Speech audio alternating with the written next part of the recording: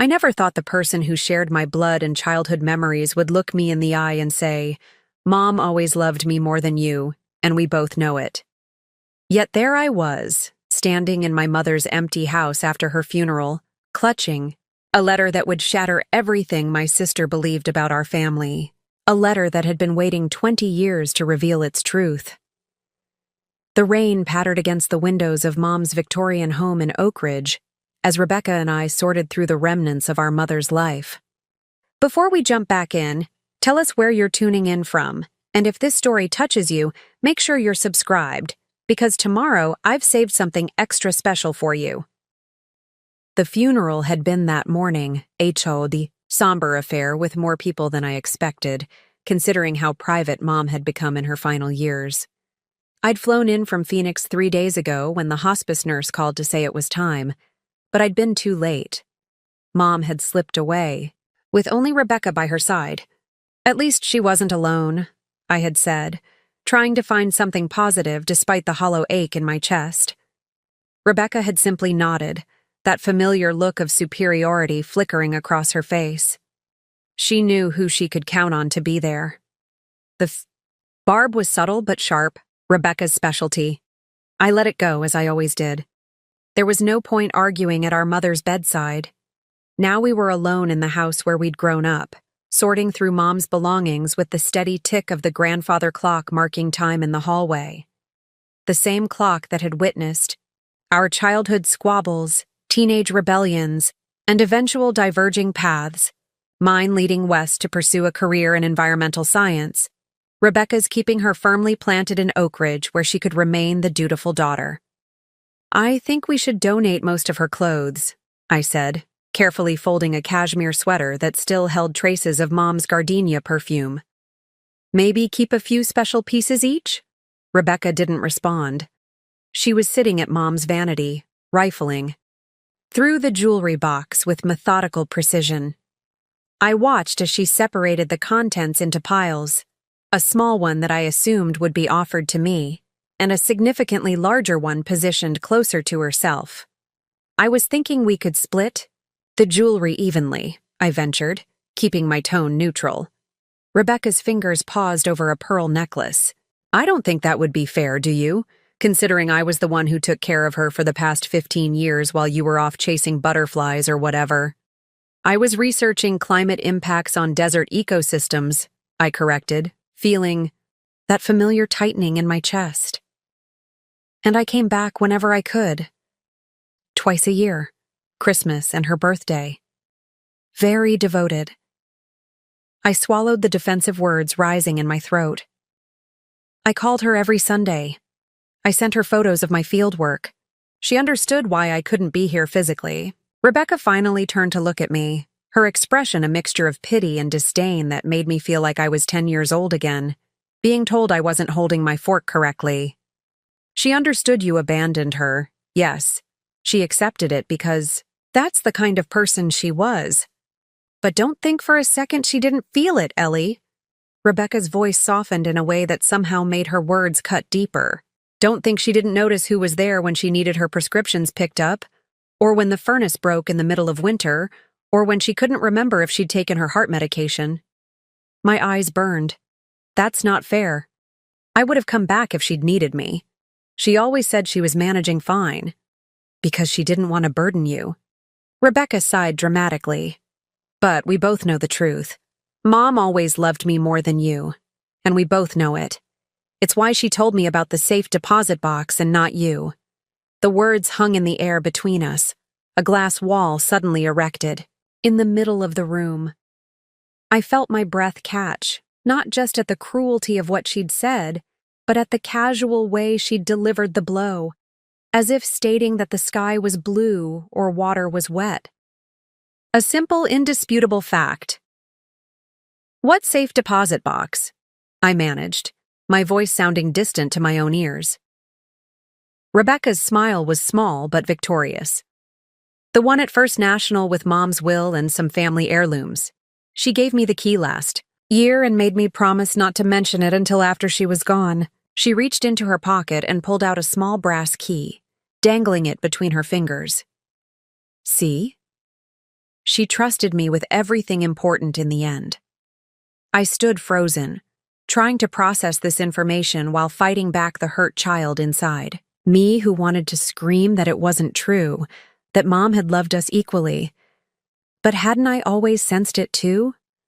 The way Mom's eyes would light up a bit more when Rebecca entered a room? How she kept every certificate and trophy Rebecca ever earned, displayed prominently in the living room while my academic publications were tucked away in a drawer?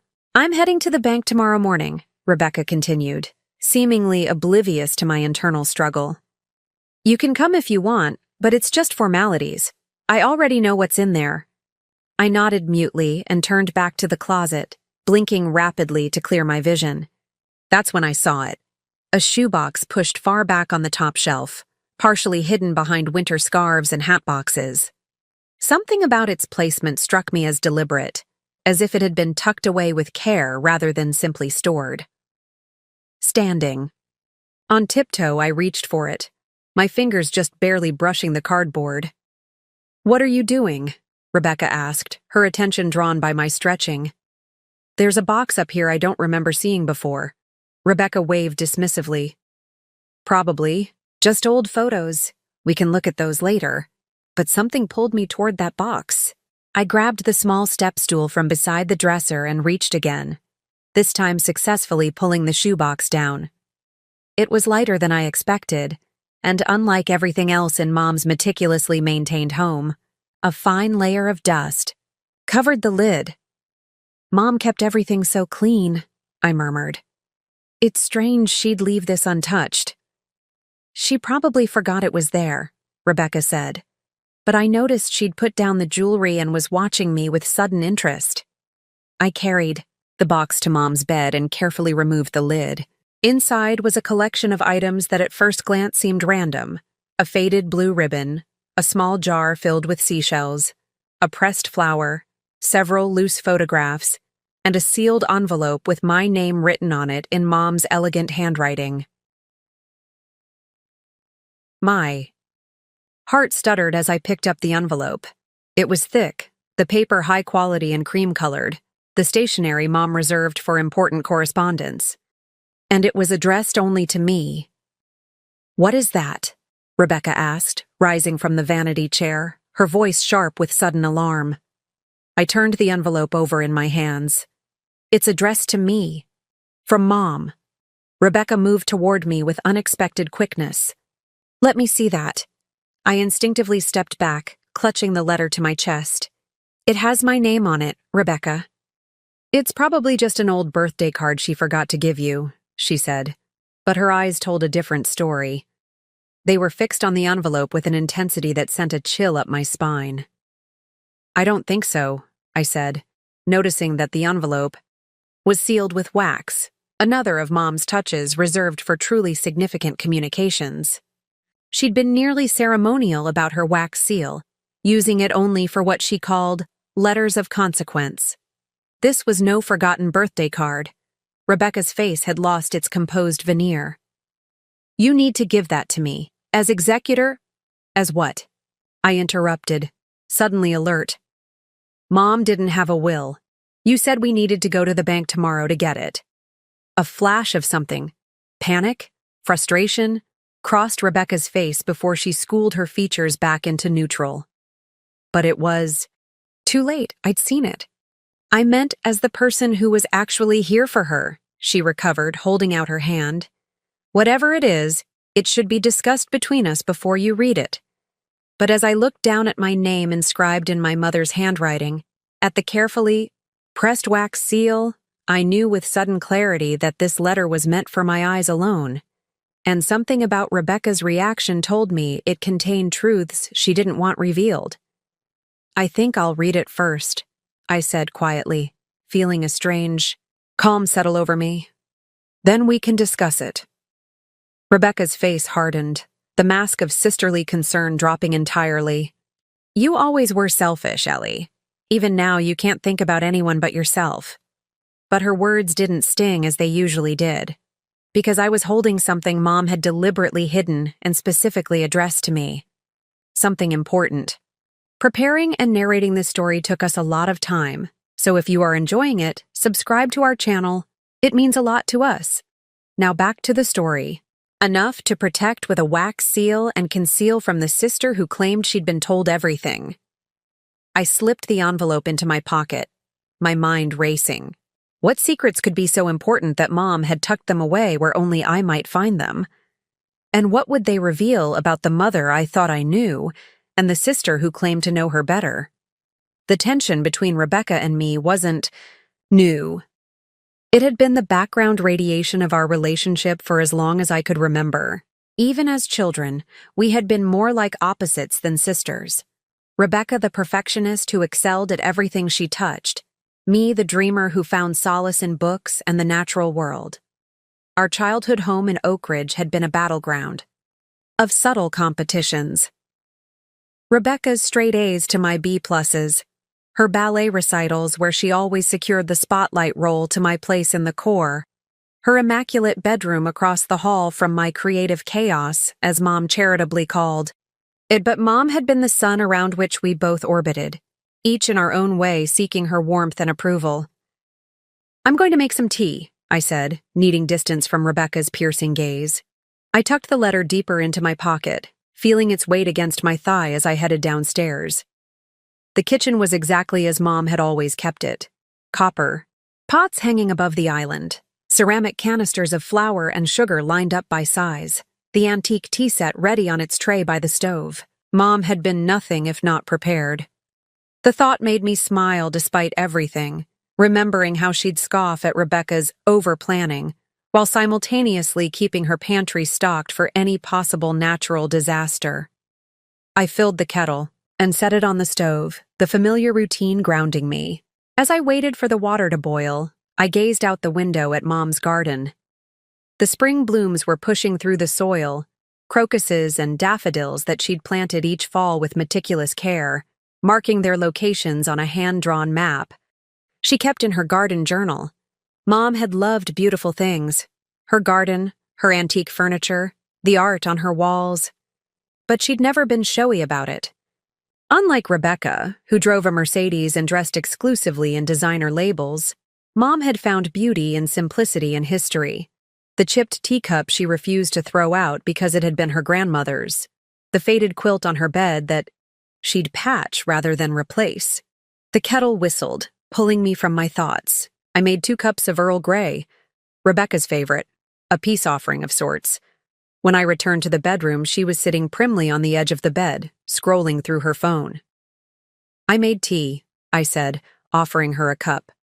She accepted it, with a nod but didn't drink. "I've been thinking," she said, placing the cup on the nightstand.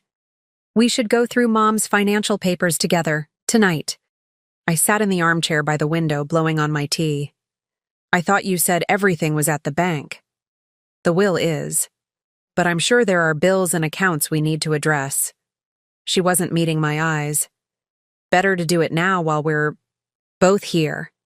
Something about her urgency struck me as odd. "The funeral was just this morning, Beck. Maybe we could take a day to breathe?" The childhood nickname slipped out unintentionally, a reminder of simpler times when she was just my big sister who knew how to French braid my hair and sneak cookies from the jar without Mom hearing. A flicker of softness crossed her face before disappearing. "There's no point in delaying the inevitable. Besides, don't you need to get back to your precious desert?"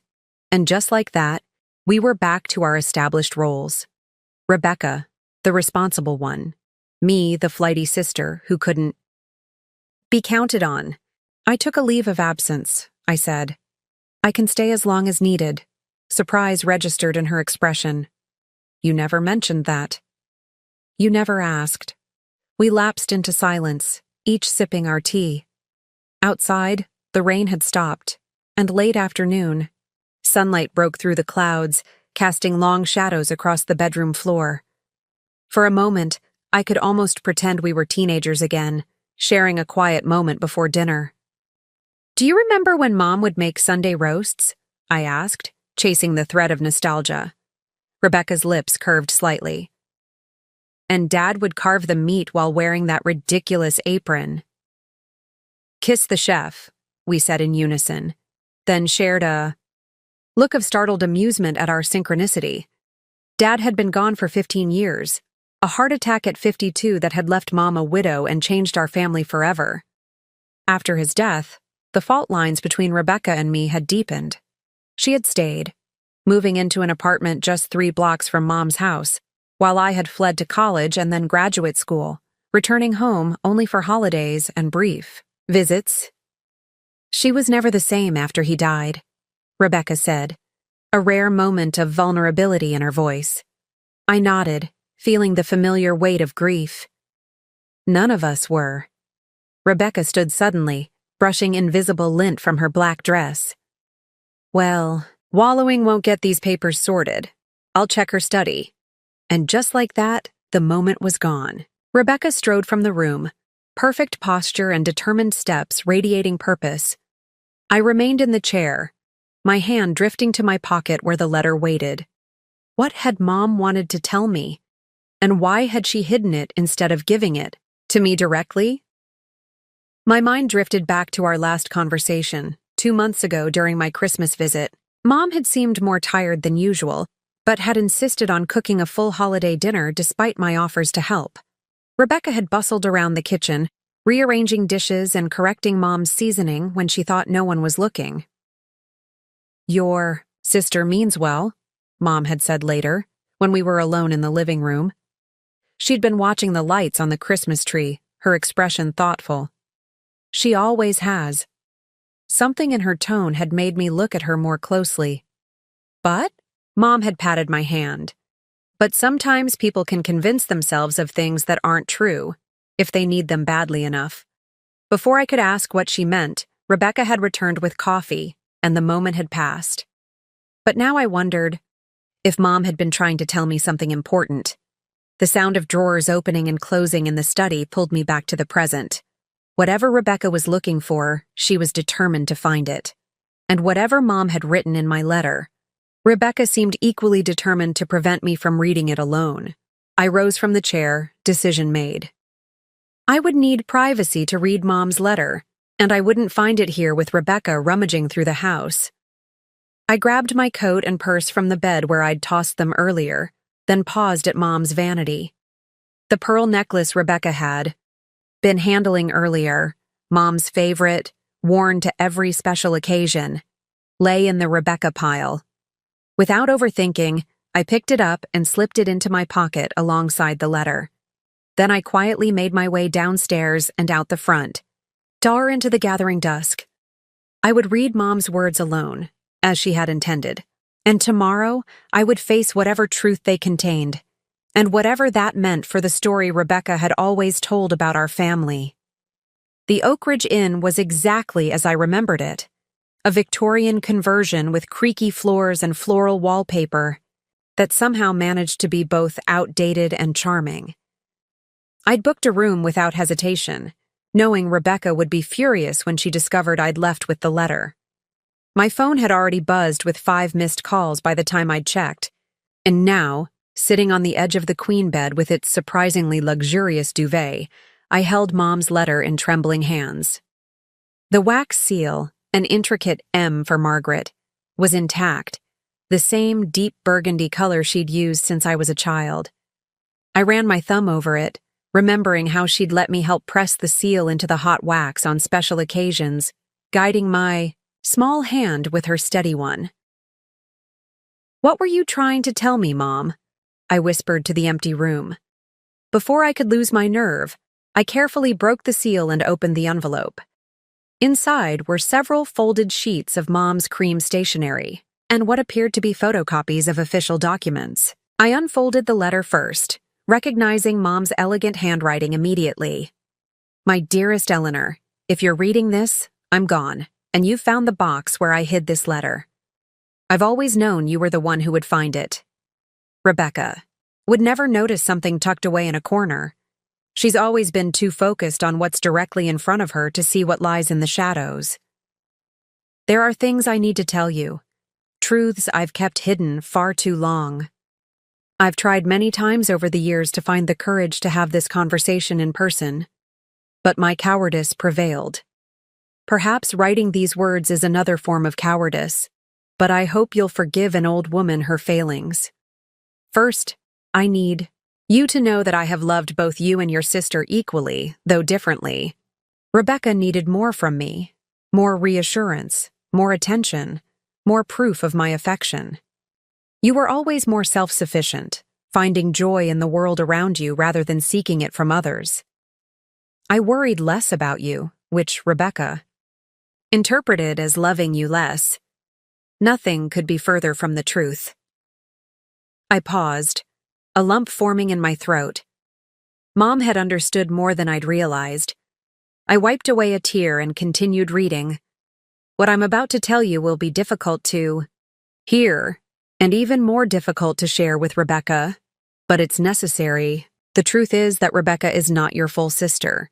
She is your half-sister. Her biological father was not your father, but a man I knew before I met James. The words hit me like a physical blow.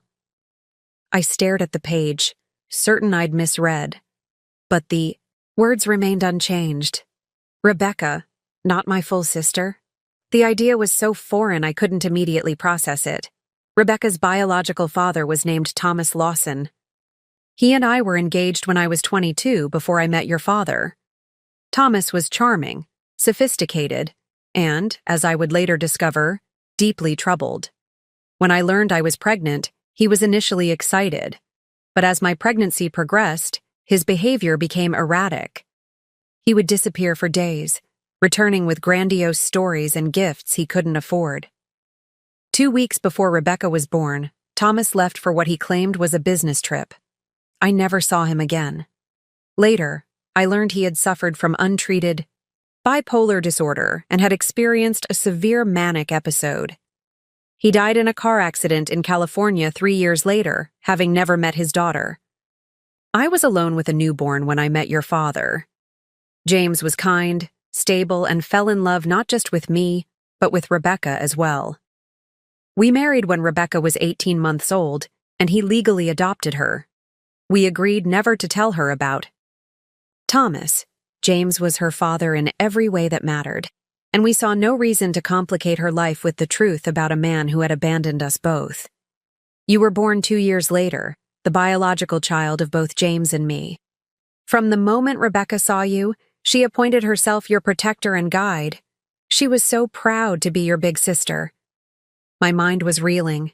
Dad, the man I'd known as Dad, wasn't Rebecca's biological father. The revelation reframed our entire childhood in an instant. Rebecca's intense competitiveness, her desperate need for approval, her possessiveness over Mom after Dad died, it all took on new meaning. We might have kept this secret forever, but when James died, something changed. In Rebecca, her grief manifested as an almost obsessive desire to be acknowledged as James's real daughter. She began to compete with you in ways that concerned me, claiming exclusive memories with him, insisting she was more like him than you were. I believe, on some unconscious level, she sensed the truth and was fighting against it. The enclosed documents are Rebecca's original birth certificate with Thomas listed as her father, the adoption papers James filed, and a few photographs of Thomas that I've kept hidden all these years. There's also a letter James wrote to Rebecca on her 18th birthday, which he asked me to give her if the truth ever came out. I was too much of a coward to do it while I lived, so I'm entrusting it to you now. Eleanor, my practical, compassionate daughter, I'm placing an impossible burden on your shoulders. Rebecca may never forgive me, or you, for revealing this truth. But I've watched her build her entire identity around being James Sullivan's daughter, around being your full sister, around being more devoted to our family than you. It's a foundation built on quicksand, and I fear what will happen when it inevitably collapses. I don't know what the right thing to do is. Perhaps it would be kinder to let her continue believing what she's always believed. But secrets have a way of surfacing eventually, and I'd rather she learn this from family than from a random DNA test or medical record. Whatever you decide, know that I love you both with every fiber of my being. You've been the greatest joys of my life, And any good I've done in this world is reflected in the women you've become. All my love. Mom, I set the letter down, my hands shaking so badly the pages rustled. The room seemed to tilt around me as I tried to absorb what I'd just learned. Rebecca wasn't my full sister. The man I'd called Dad wasn't her biological father. Mom had kept this secret for over 40 years. I picked up the documents Mom had included, the birth certificate listing Thomas Lawson as the father, the adoption papers signed by Dad, and an envelope with Rebecca's name written in Dad's familiar handwriting. There were also 3 faded photographs of a handsome man with Rebecca's distinctive hazel eyes and patrician nose. Looking at the photos was like seeing Rebecca's features rearranged on a stranger's face. The resemblance was unmistakable once you knew to look for it. My phone buzzed again.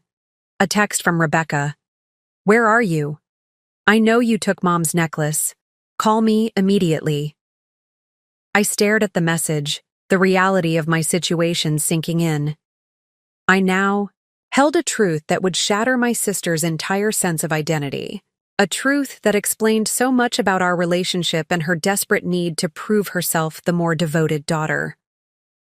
Mom had left me with an impossible choice: keep the secret and let Rebecca continue living a lie, or reveal the truth and risk destroying what fragile relationship we still had. Either way, nothing between us would ever be the same again. I couldn't sleep that night. How could I, with my world turned upside down? I lay in the unfamiliar bed at the Oak Ridge Inn, staring at the ceiling as memories from our childhood played through my mind like scenes from a movie I was seeing for the first time. Rebecca at my 5th birthday party, hovering beside me as I opened presents, telling everyone which ones she had helped pick out. Rebecca in middle school, joining every activity I showed interest in, then outshining me in each one. Rebecca at Dad's funeral, positioning herself between Mom and me in the receiving line, as if she had more right to stand beside our grieving mother. All those years, I'd attributed her behavior to simple sibling rivalry or personality differences. But now, looking back through the lens of Mom's revelation, everything took on new meaning. Rebecca hadn't just been a competitive sister. She'd been a child subconsciously fighting for her place in a family she somehow sensed wasn't fully hers. I picked up one of the photographs of Thomas Lawson. In this one, he stood beside a vintage car, grinning broadly in the sunshine, one hand casually propped on the vehicle's roof. He looked carefree and charismatic, nothing like our steadfast, thoughtful dad. But the shape of his smile, the angle of his cheekbones, the slight tilt of his head, it was all Rebecca. Had she ever caught Mom staring at her, seeing the ghost of this man in her daughter's features? Had Dad ever had moments of painful recognition that the child he raised as his own carried another man's imprint in her face?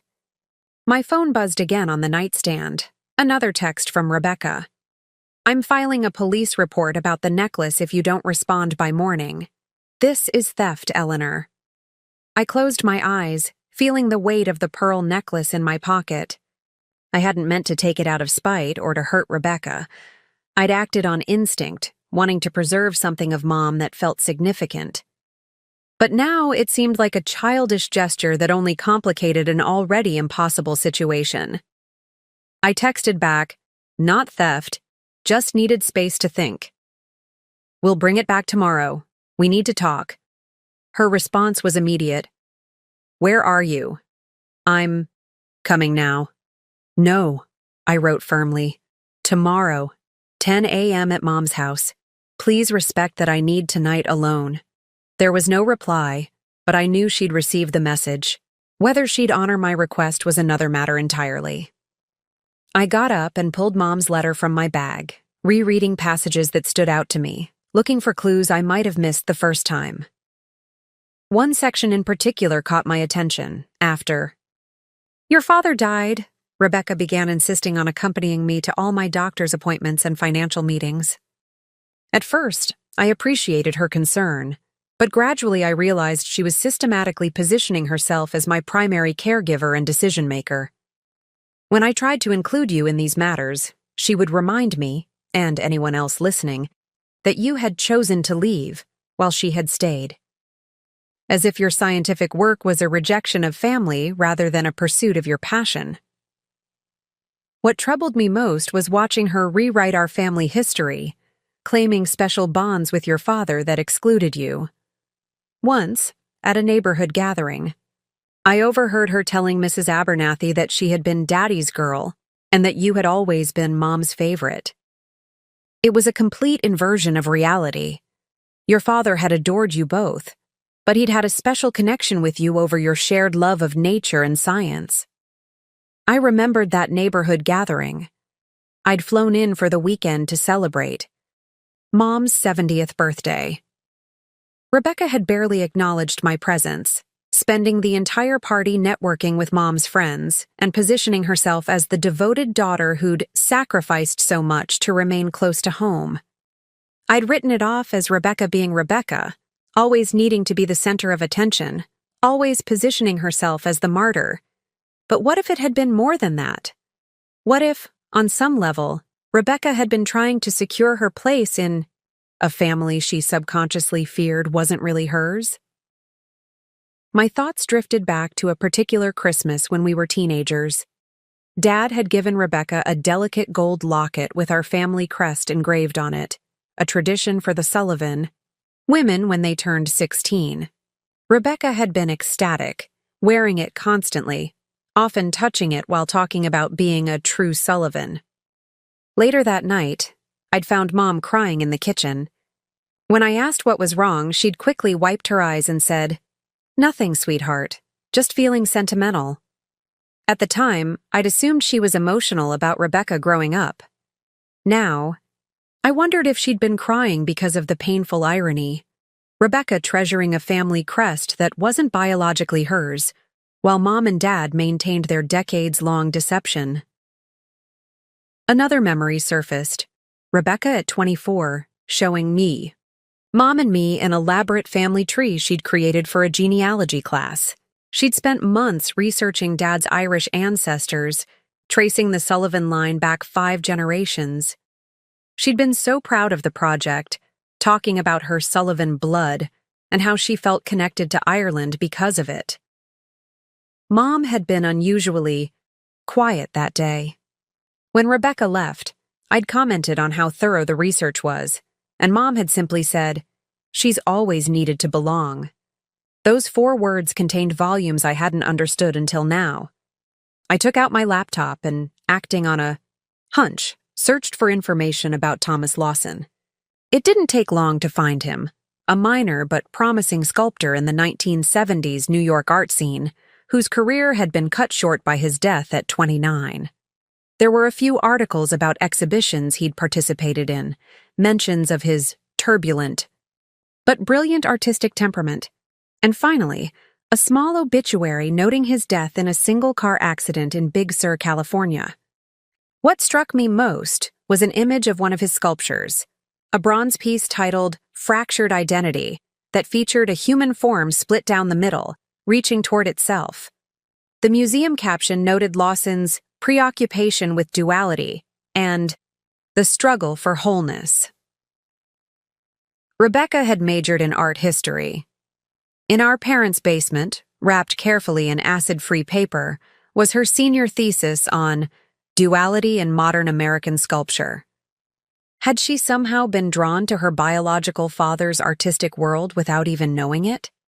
The interconnections were too specific to be coincidence. Did genes carry not just physical traits, but interests, obsessions, ways of seeing the world? Had Rebecca been searching for her true self all these years without realizing what she was looking for? I closed my laptop and returned to the bed, wrapping myself in the duvet despite the room's comfortable temperature. Outside, the rain had returned, pattering against the window in an irregular rhythm. Tomorrow, I would face Rebecca. Tomorrow, I would have to decide whether to show her the letter that would simultaneously answer questions she'd never asked and destroy the foundation of her identity. Everything suddenly made sense. Her desperate need for Mom's approval, her competitiveness. With me, her obsession with the Sullivan family history. But understanding the pattern didn't make my choice any easier. Would the truth set her free, or would it break her completely? Morning arrived with soft golden light filtering through the inn's lace curtains. I'd managed perhaps 3 hours of fitful sleep, my dreams filled with fractured images, Rebecca as a child, crying at the edge of a playground, Mom sealing an envelope with burgundy wax, her hands trembling, Dad standing between 2 doors, unable to choose which to open. I showered and dressed mechanically, my mind still churning with the impossible decision that lay ahead. By 9, I was sitting in the inn's small breakfast room, a cup of untouched coffee cooling before me. The elderly couple at the next table chatted cheerfully about their grandchildren's upcoming visit, their easy contentment a stark contrast to the turmoil inside me. What was the right thing to do? Mom had left the decision to me, but was that fair? This wasn't my secret to keep or reveal.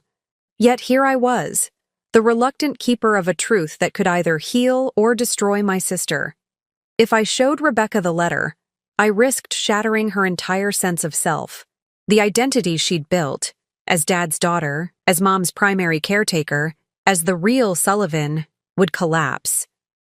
The very foundation of who she believed herself to be would crack beneath her feet. But if I kept the secret, I'd be perpetuating a lie that had already distorted our family dynamics for decades. Rebecca would continue living in a reality that wasn't true, building her life on misconceptions about her origins and identity, and I would become complicit in the very deception that had caused so much unspoken pain in our family. My phone buzzed, with a text from Rebecca. "I expect you at 10 sharp. We have legal matters to discuss." Legal matters. Of course, that would be her focus, establishing control, asserting authority. If she only knew how meaningless those legal matters might become. In the face of what I now knew, I paid for my untouched breakfast and walked out into the crisp spring morning. Oak Ridge was quiet on Sunday mornings, the downtown streets nearly empty as I made my way toward Mom's house. I took the long route through Palmer Park, where Rebecca and I had played as children, she on the organized playground equipment, me exploring the small wooded area at the park's edge. Near the center of the park stood an ancient oak tree, its massive trunk scarred with decades of carved initials and declarations. Rebecca and I had added our own marks one summer afternoon when I was 8 and she was 10. R+E Sisters Forever, she had carefully carved while I kept watch for park rangers. I'd been so proud that day, basking in the rare glow of my big sister's undivided attention. I found myself walking toward the tree now, wondering if our carving still existed after all these years. It took several minutes of searching the weathered bark before I found it. Fainter now, the edges softened by time, but still legible. R+E Sisters Forever. We were still sisters. Different fathers didn't change that fundamental truth. We shared a mother, a childhood, a history no one else on earth had experienced. Whatever happened next, that connection couldn't be entirely severed. But would Rebecca see it that way? Or would she feel that one more piece of her identity, being my full sister, had been taken from her? I traced the carved letters with my fingertips, remembering Rebecca's look of fierce concentration as she worked the pocket knife Dad had given her for her birthday. "There," she had said when finished. "Now everyone will know we're sisters. Even when we're 100 years old and this tree is twice as big." Why would anyone care if we're sisters? I had asked, practical even then. Rebecca had looked at me with rare earnestness. Because being sisters is special. It means we'll always have each other, no matter what. The memory brought tears to my eyes. When had we lost that? When had Sisters Forever transformed into competition and resentment? Had it been gradual, or had there been a specific moment when something broke between us? My phone buzzed again. "Where are you? It's 9:45. I wiped my eyes and texted back, "On my way. Be there in 10." As I walked the remaining blocks to Mom's house, I tried to imagine every possible scenario for how this could unfold. I could show Rebecca the letter immediately, ripping the Band-Aid off in one swift, painful motion.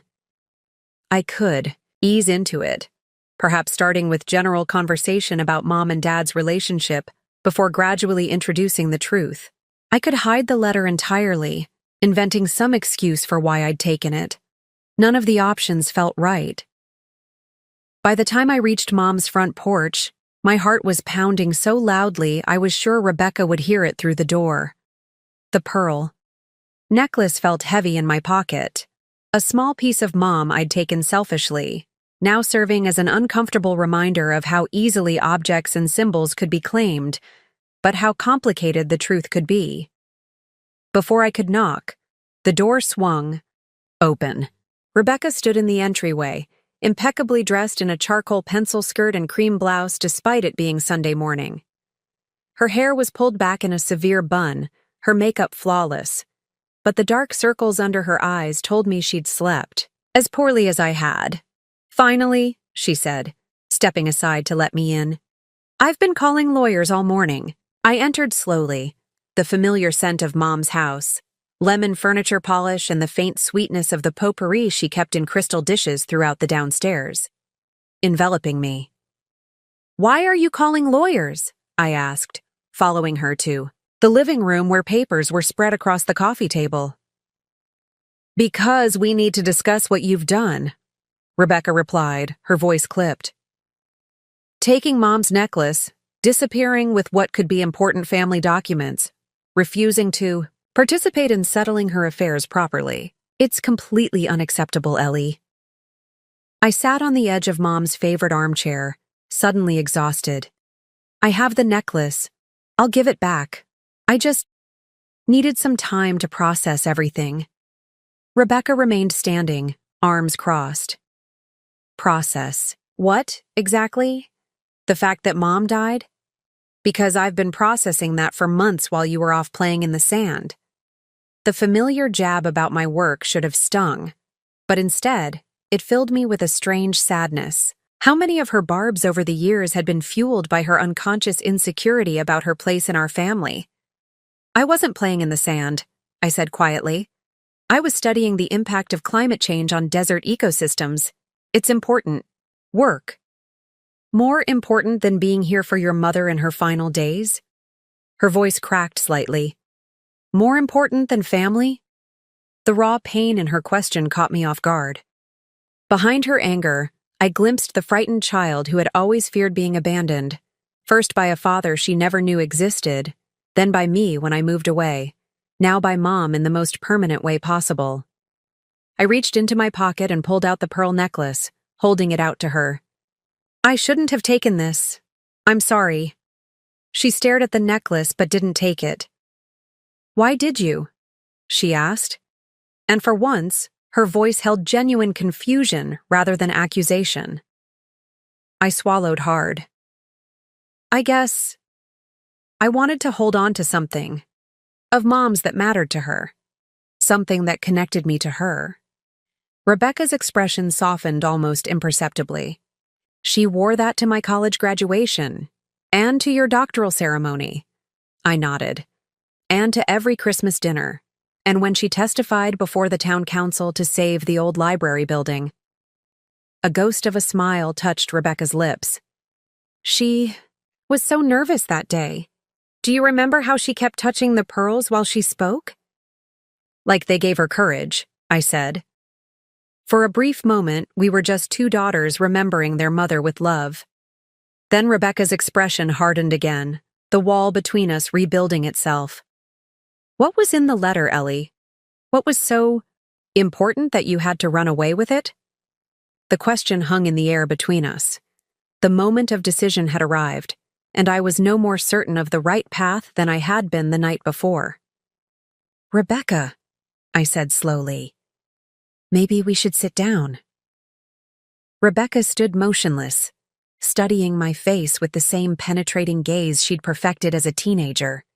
The one that always made me feel like she could see straight through any lie I might try to tell. "Why do we need to sit down?" she asked, her voice steady but with an undercurrent of apprehension. "What exactly is in that letter, Ellie?" I placed the pearl necklace on the coffee table between us. "Please, Rebecca. This isn't a conversation we should have standing in the living room." Something in my tone must have reached her because she slowly sank onto the sofa, her back ramrod straight, hands folded precisely in her lap. The portrait of composure, except for the slight tremor in her fingers that only someone who had known her all her life would notice. I sat across from her, the letter still in my jacket pocket, its presence almost burning against my side.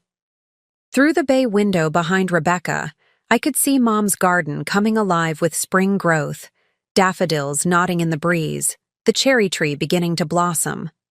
Mom would never see this spring's blooms, never deadhead the roses or divide the hostas as she did every May. "Mom left me a letter," I began, watching Rebecca's expression carefully. "She hid it in that shoebox, knowing I would be the one to find it." Rebecca's lips thinned. "Of course she did. Another example of your special connection that supposedly existed only in my imagination." The bitterness in her voice made me hesitate. Was I about to destroy whatever fragile threads still connected us? But the alternative, continuing the deception that had warped our relationship for decades, suddenly seemed more destructive in the long run. "Rebecca, what the letter contains is going to be difficult to hear," I said, choosing my words with care. "But I think Mom was right that you deserve to know the truth even if it's painful." Fear flashed across her face before she masked it with annoyance. "Stop being dramatic and just tell me what it says." I took a deep breath. "The letter is about our father, about Dad."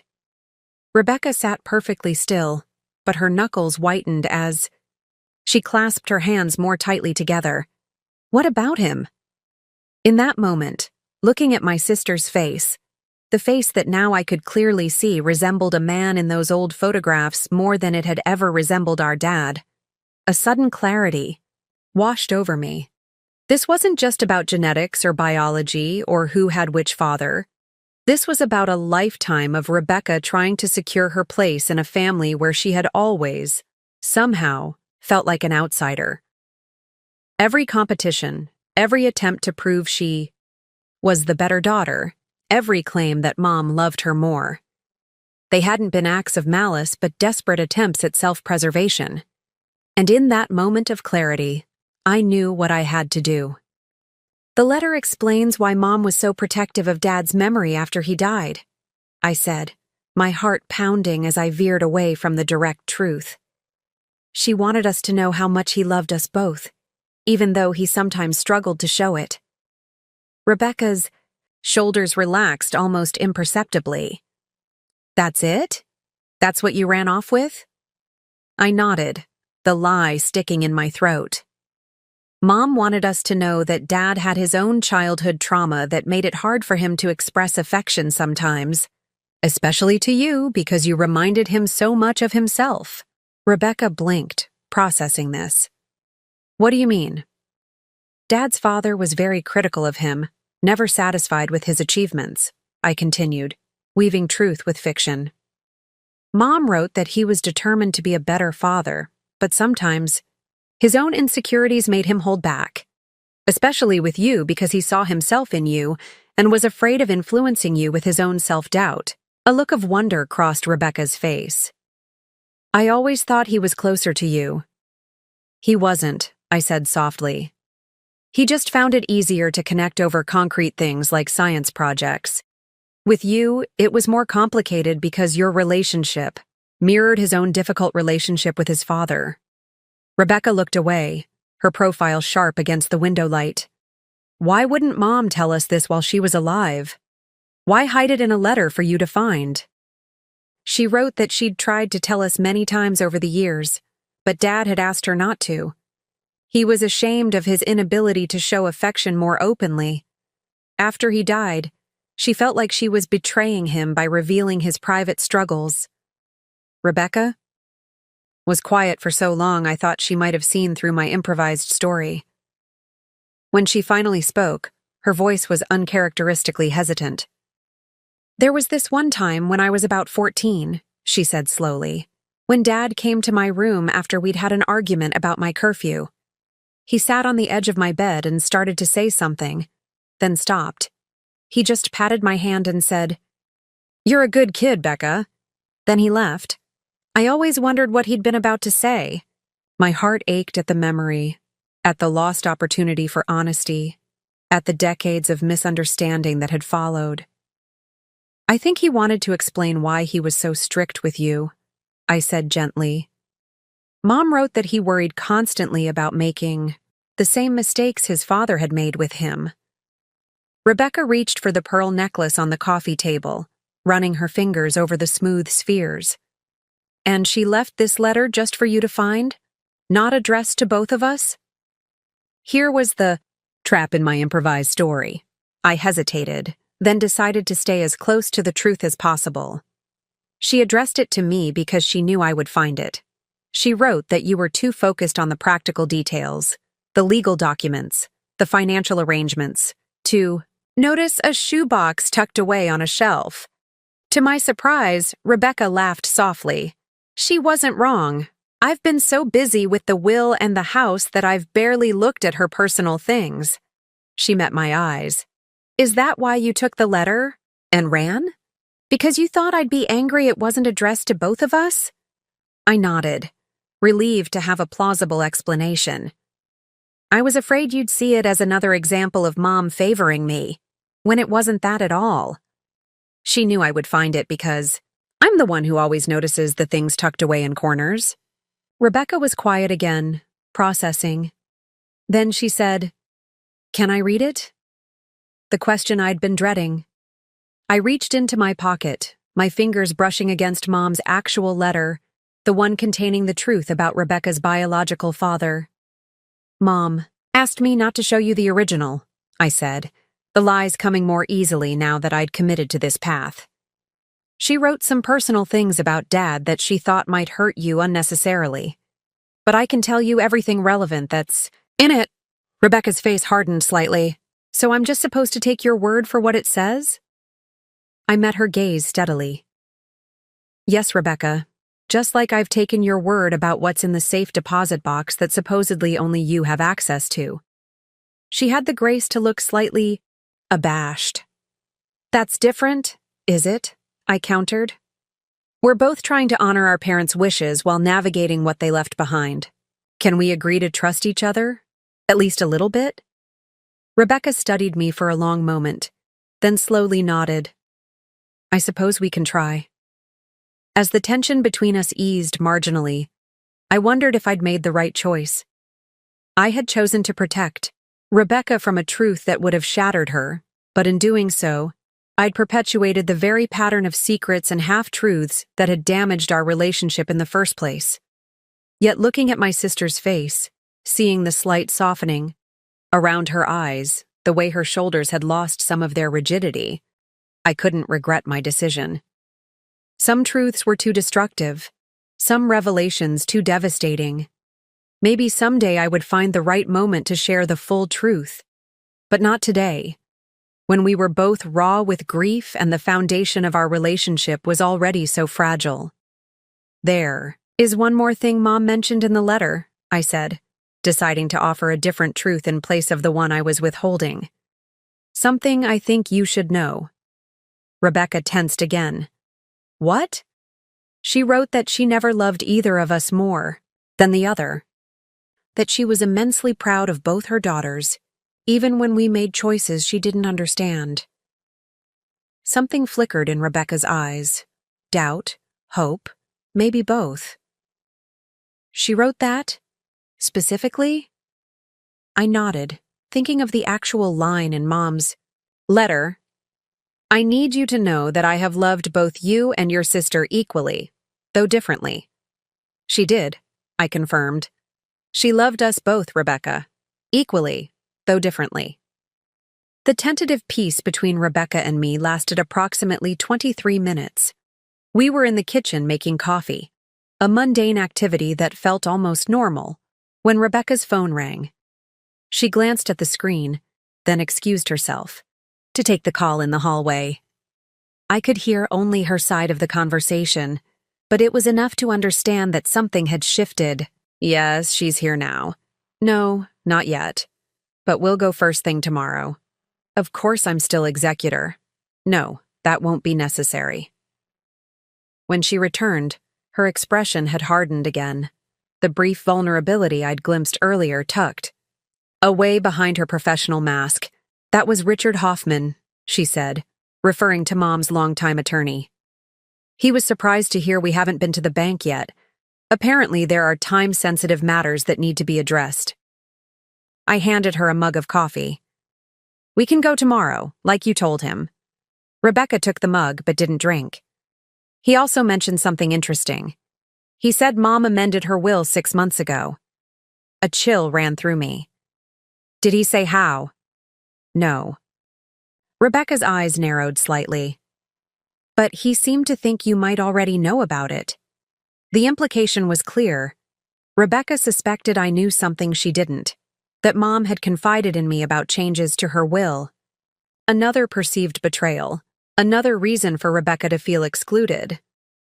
I don't know anything about it, I said truthfully. Mom never discussed her will with me.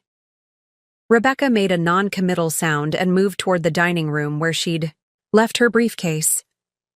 Well, we'll find out tomorrow. I've arranged for us to meet with Richard at 9, then go to the bank afterward. I followed her, unease growing in the pit of my stomach. What had Mom done? Had she left some instruction or document that would reveal the truth I'd just decided to conceal? Rebecca was pulling papers from her briefcase, organizing them with military precision on the dining table. In the meantime, we should go through these. Mom's financial records, utility accounts, insurance policies. Everything needs to be transferred or closed. I recognized the activity for what it was. Rebecca retreating to her comfort zone of practical details and paperwork, where emotions could be neatly filed away and complex feelings reduced to actionable items on a checklist. Rebecca, I said, gently, maybe we could take a break from the paperwork? We could look through some photo albums or just talk about Mom. She didn't look up. There will be plenty of time for reminiscing after we've handled the practical matters. But some of us don't have the luxury of putting our lives on hold indefinitely, Ellie, she cut in, her tone clipped. I have clients waiting, cases that need my attention. The sooner we settle Mom's affairs, the sooner we can both get back to our lives.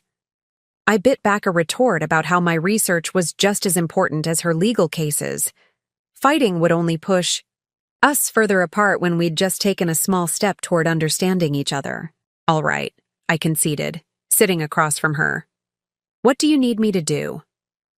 For the next hour, we worked in relative silence, sorting through the administrative detritus of a life ended. Utility bills to be closed, subscriptions to cancel. Thank you. Notes to write to those who had sent flowers or prepared food for the funeral reception. It was methodical, impersonal work, and I found myself grateful for the distraction. Each completed task was one less thing to worry about, one step closer, to whatever new normal awaited us after this liminal period of grief and paperwork. The doorbell interrupted our workflow. Rebecca frowned, checking her watch. I'm not expecting anyone. She went to answer the door while I continued sorting through a stack of condolence cards. A moment later, I heard a male voice in the hallway, followed by Rebecca's more measured tones.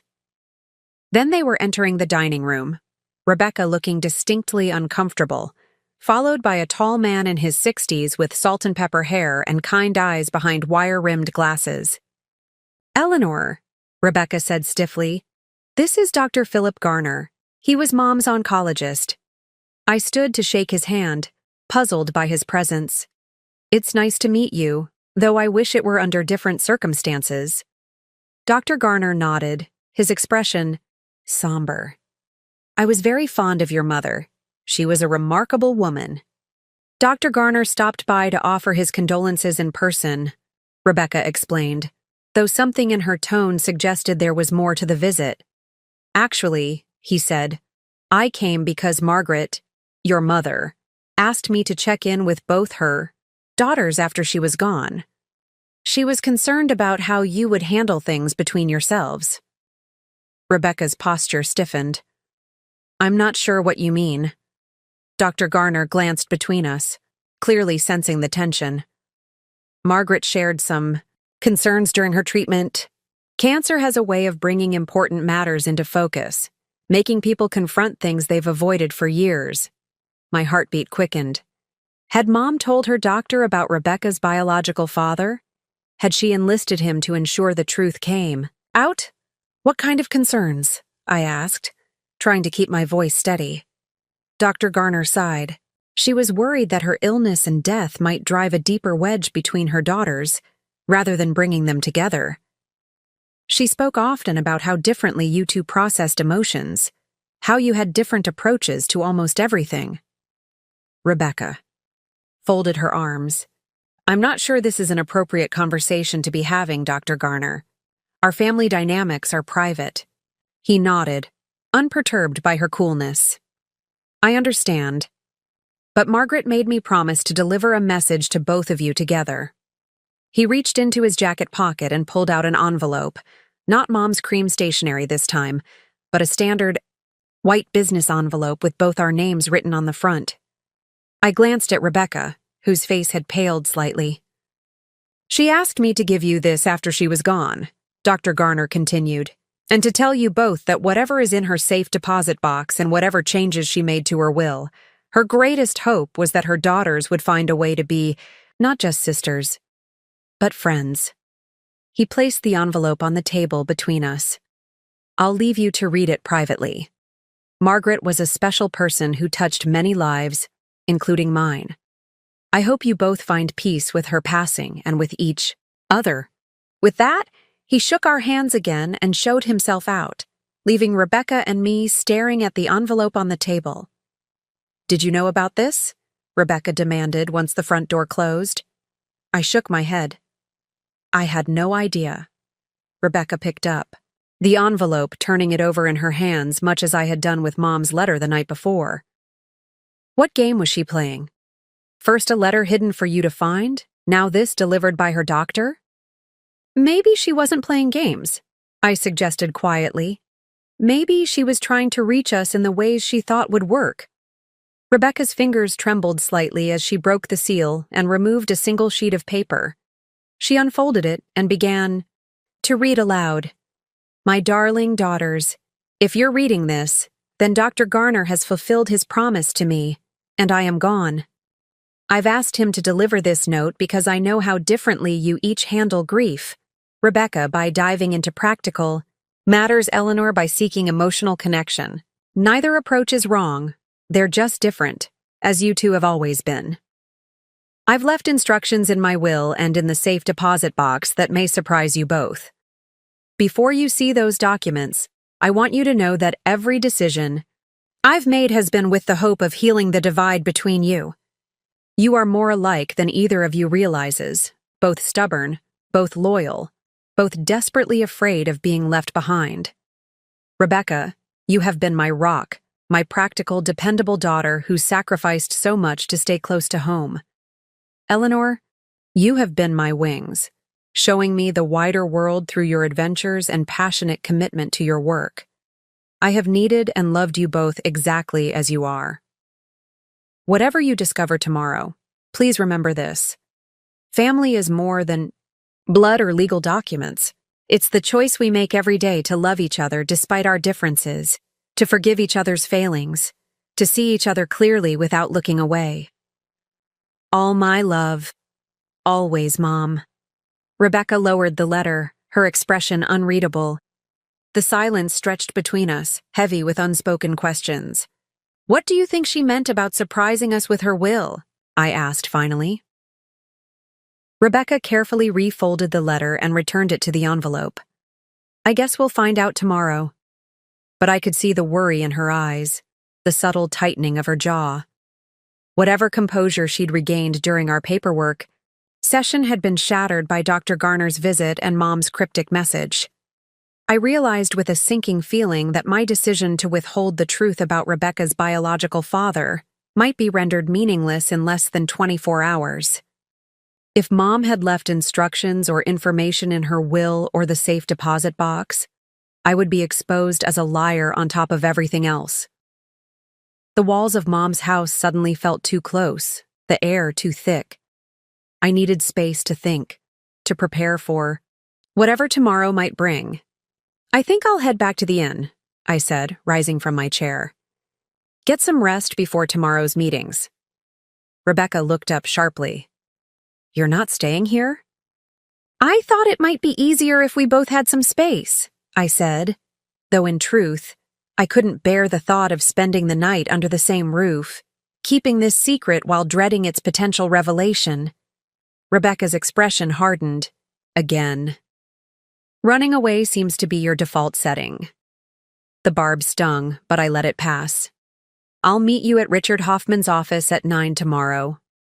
As I gathered my purse and jacket, Rebecca remained at the dining table, surrounded by the papers and files that represented the practical aftermath of our mother's life.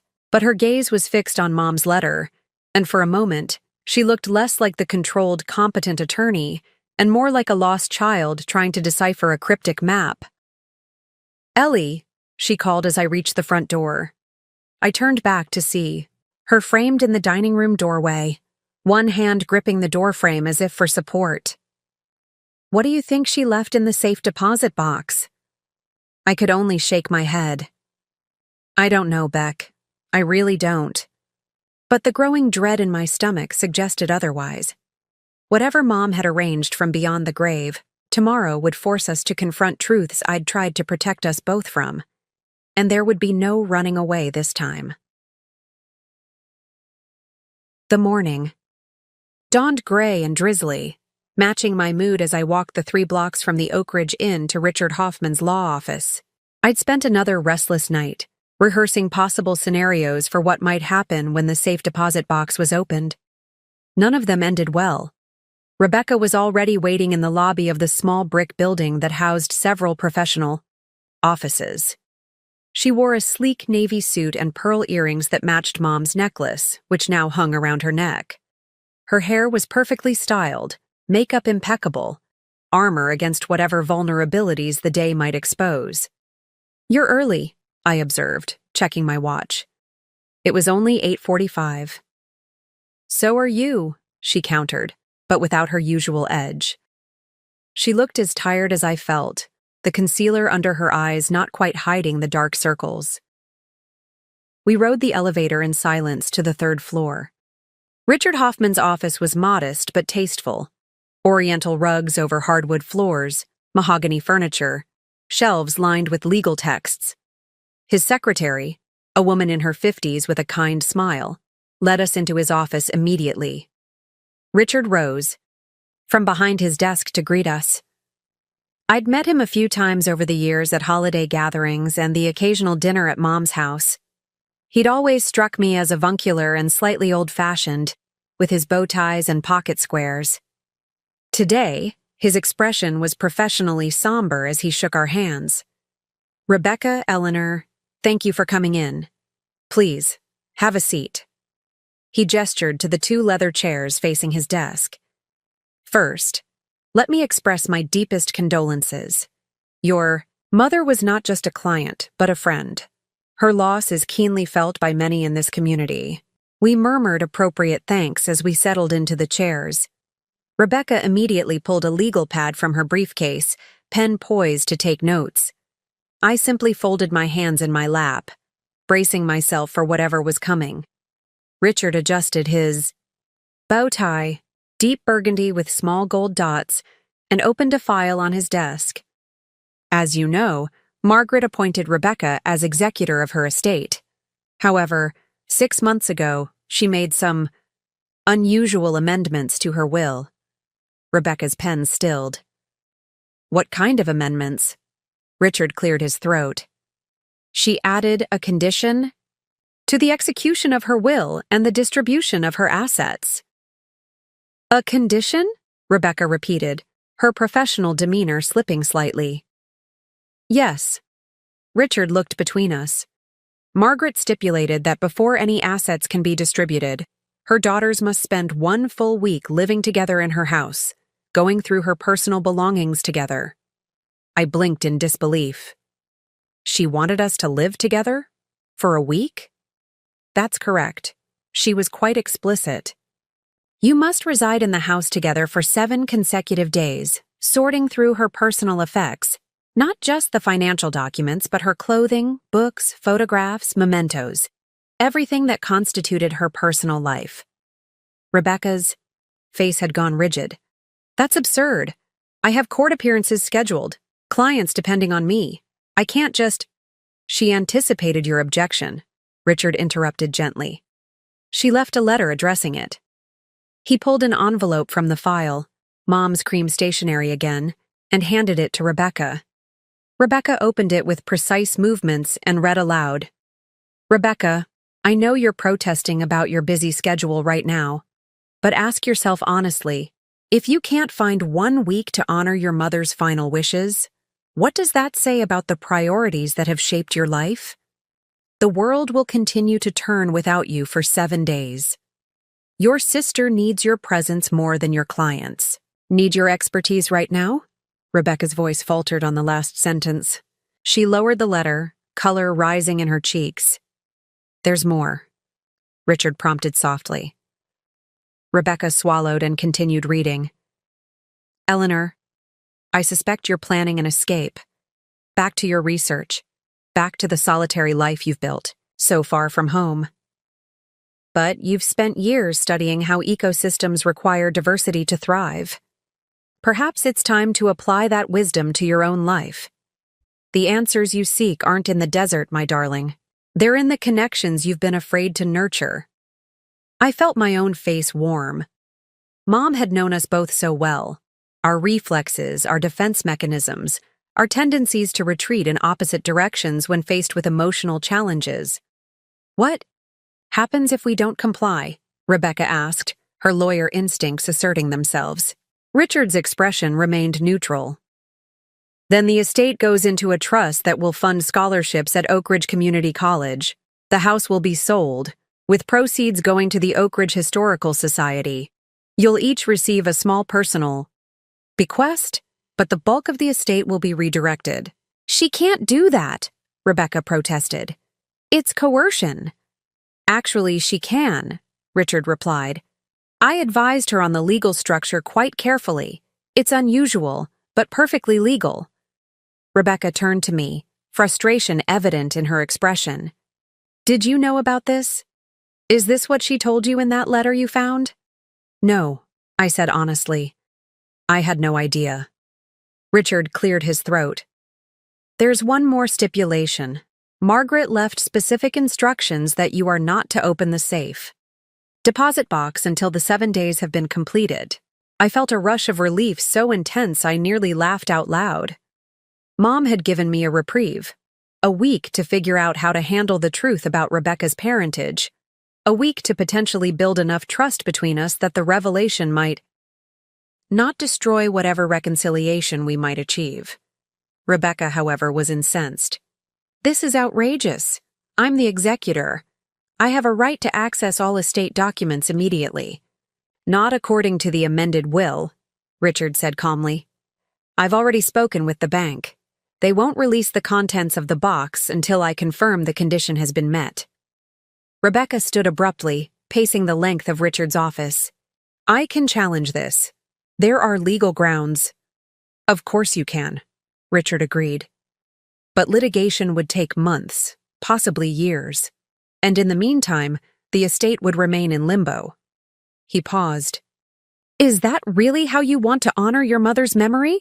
With a court battle over her final wishes? The question hung in the air. Rebecca stopped pacing, her back to us as she stared out the window at the rain-slicked streets of Oak Ridge. Her shoulders were tense, her posture rigid with anger or hurt, or some combination of both. I found myself studying my sister with new eyes.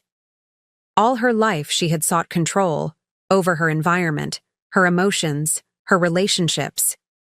Mom's stipulation had just removed that control entirely, forcing her into a situation where the only way forward was through vulnerability and cooperation. "Rebecca," I said quietly, "it's just a week. We both took leave from work. Maybe Mom was right. Maybe we need this time to—" I trailed off, not sure how to finish. To heal? To reconcile?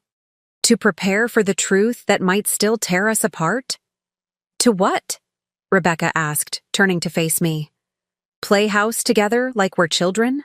Pretend we're a happy family while diving through Mom's personal things? To get to know each other. Again, I suggested. As the adults we've become, not the kids we were.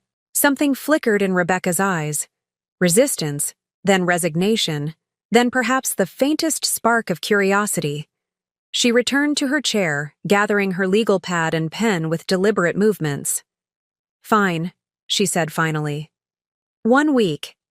But I need to stop by my apartment for clothes and to arrange coverage for my cases." Richard nodded, relief evident in his expression. "Of course.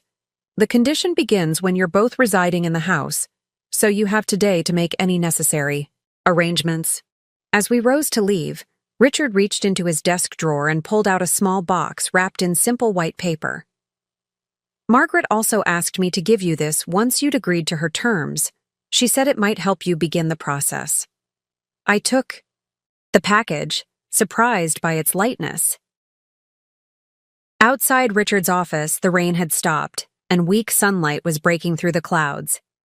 Rebecca and I stood on the sidewalk, an awkward silence between us. "I need to go to my apartment," she said finally. "I'll meet you at Mom's house around 4. I nodded. "I'll pick up some groceries, unless you'd rather eat out?" "Groceries are fine."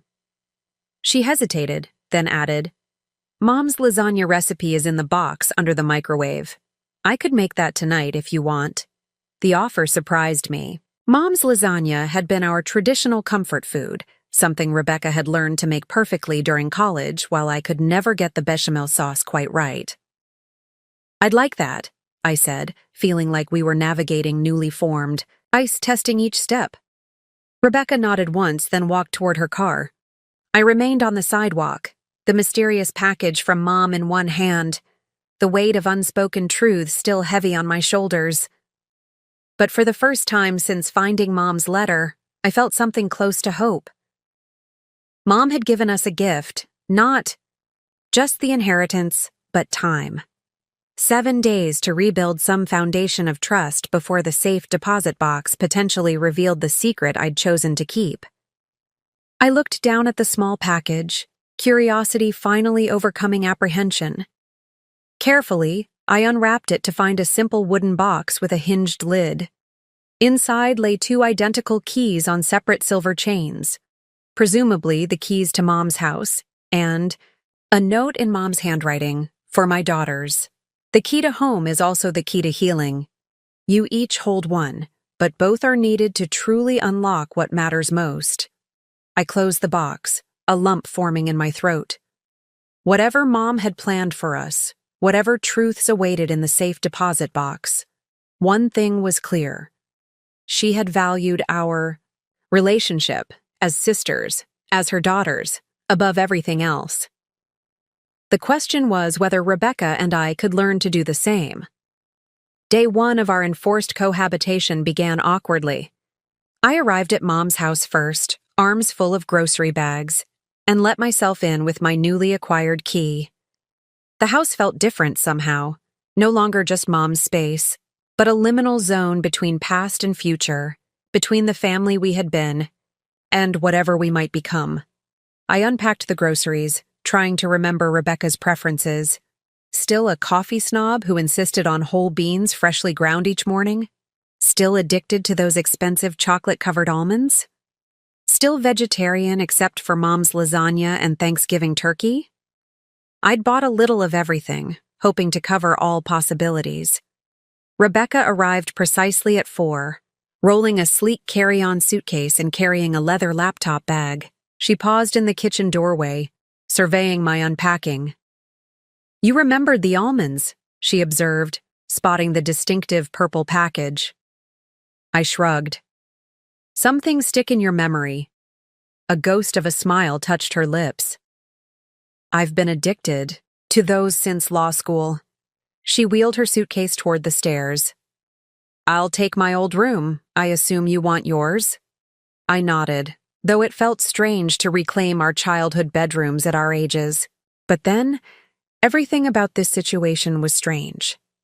By 6, we'd settled into an uneasy routine. Rebecca was in the kitchen assembling the lasagna, her movements precise and methodical. I'd set the dining room table with Mom's good china, not because the occasion warranted it, but because it felt important to mark this first night with some sense of ceremony.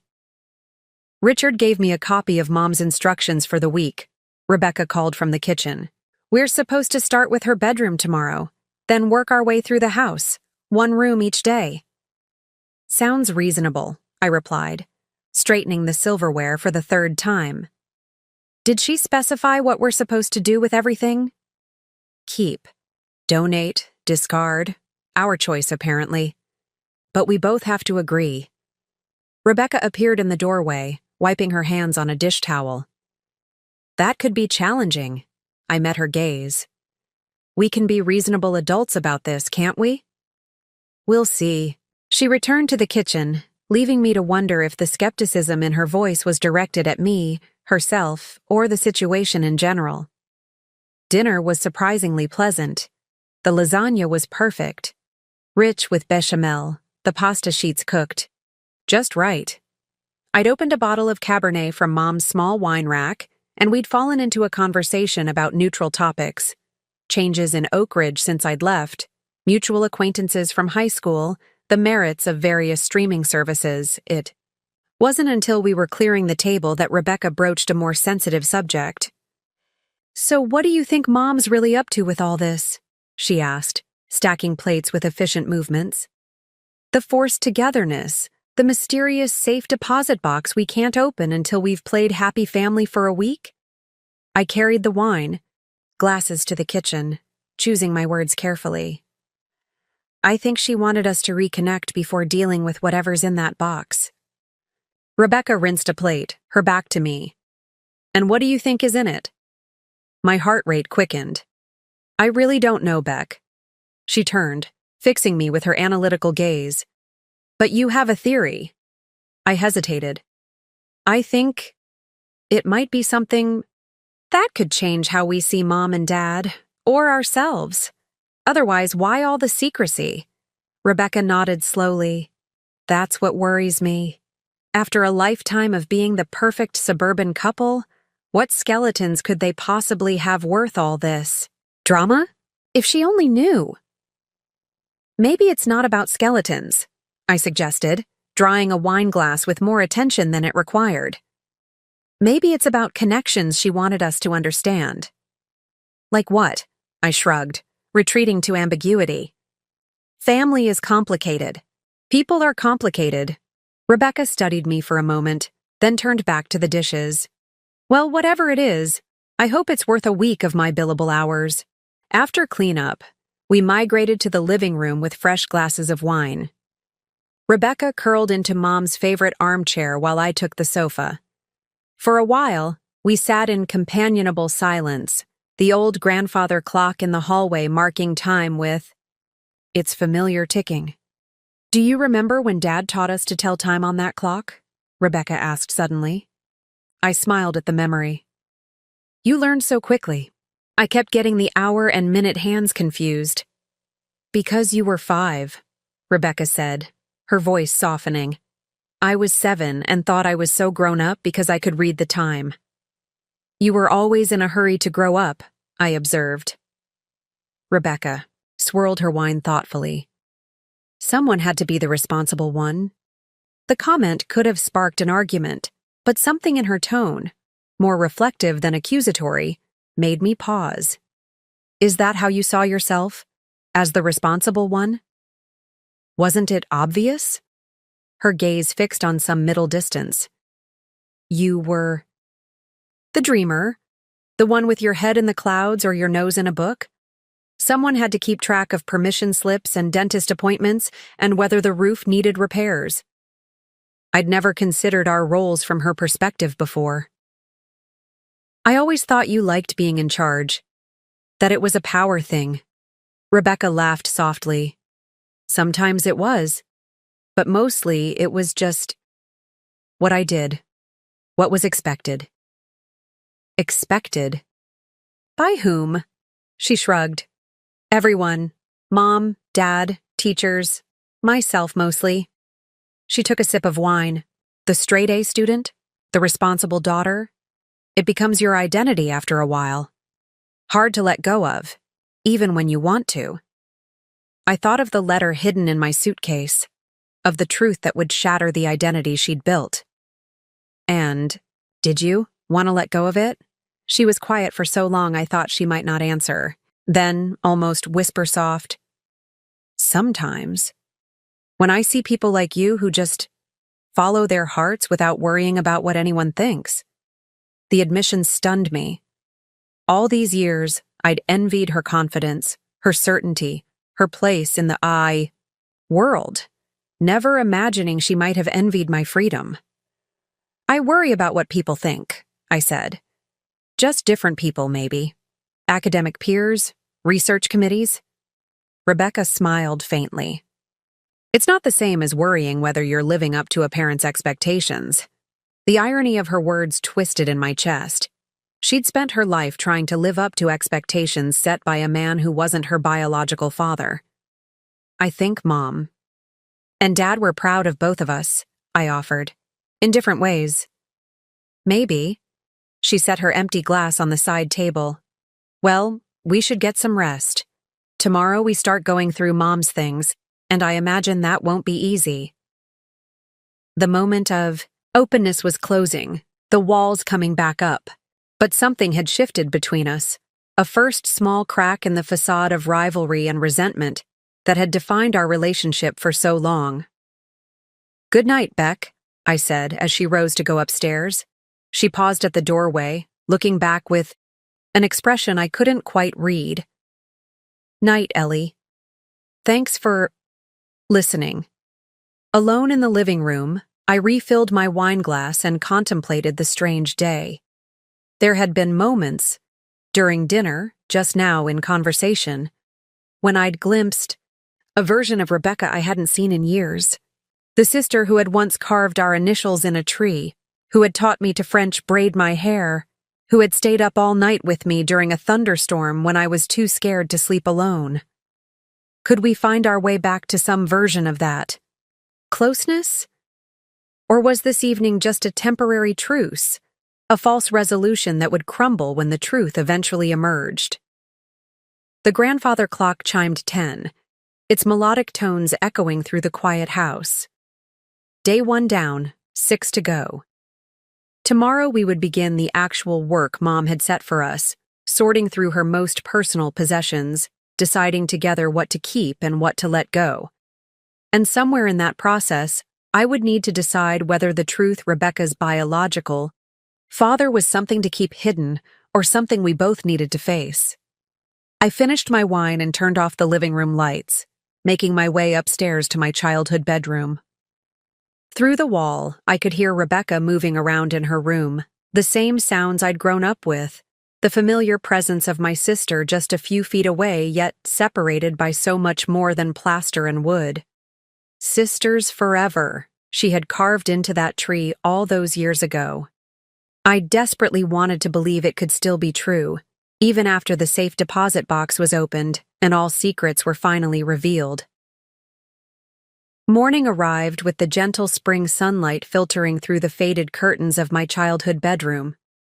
For a moment, disoriented by sleep, I could almost believe I was 16 again, that Mom was downstairs making coffee, that the last 20 years had been an elaborate dream. Then reality reasserted itself. Mom was gone. Rebecca and I were reluctant housemates thrown together by our mother's final orchestration. And somewhere in this house, perhaps in the very room we were scheduled to tackle today, there might Be more revelations waiting to be discovered. I found Rebecca already in the kitchen, dressed in what appeared to be her version of casual clothes. Dark jeans and a crisp button-down shirt, her hair pulled back in a neat ponytail. She looked up from her laptop as I entered. "I made coffee," she said, gesturing to the full pot. "And there's yogurt in the fridge." "Thanks." I poured myself a cup, noting with amusement that she'd used Mom's precise coffee-to-water ratio. Some habits were inherited, I supposed, then caught myself on the word inherited. Not everything was genetic. Some things were simply learned through proximity and observation. Rebecca closed her laptop. "I've been reviewing Mom's instructions again. For each room, we're supposed to sort everything into 4 categories. Things I want to keep, things you want to keep, things to donate, and things to discard." "Sounds straightforward enough," I said, taking a seat across from her. "There's more." Rebecca sipped her coffee. "After we've sorted everything, we're supposed to discuss any items we both want and come to an agreement about who gets what." I nodded slowly. Mom never did anything without a purpose. She's forcing us to communicate, to negotiate, to compromise, Rebecca added, a slight edge to her voice. "Is that so terrible?" she sighed. "No, just not my strong suit." I smiled despite myself. "At least you're self-aware?" To my surprise, she smiled back. "I've been told it's the first step toward growth." We finished breakfast in companionable silence, then headed upstairs to Mom's bedroom. Standing in the doorway, I was struck by how unchanged it was since my last visit. The pale blue bedspread neatly arranged, the silver-framed photographs on the dresser, the small collection of perfume bottles on the vanity. Mom's presence lingered. In every detail. Rebecca hesitated beside me. "This feels invasive somehow." "I know." I understood her reluctance. Entering Mom's most private space, sorting through her belongings, it felt like trespassing, even with permission. "Where should we start?" Rebecca asked, her professional efficiency warring with visible discomfort. I considered the room. "Closet first? Get the clothes out of the way?" She nodded, seemingly relieved to have a concrete task. We worked methodically, through Mom's wardrobe.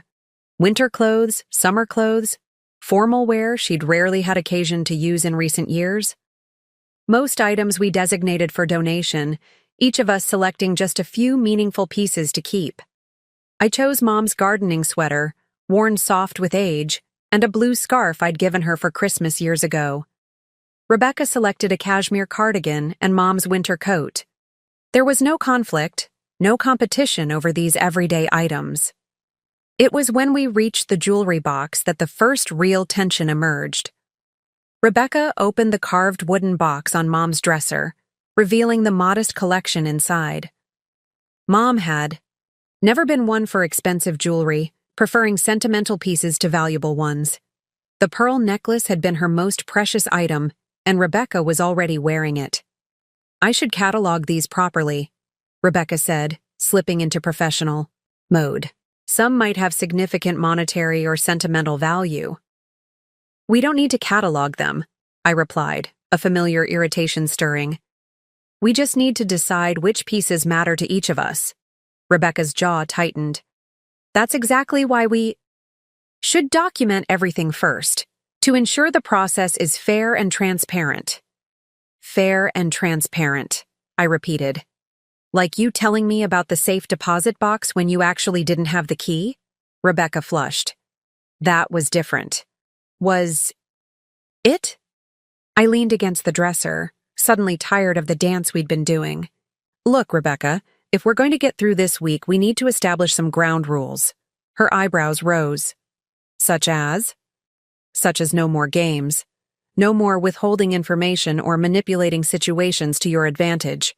We're equals in this process, regardless of who's the executor or who lived closer to Mom." Rebecca's posture stiffened. "I haven't been playing games."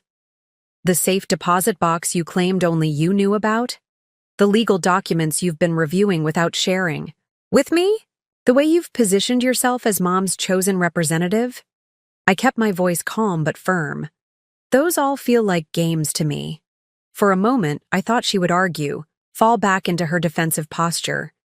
Instead, she was quiet, her fingers absently touching the pearl necklace at her throat.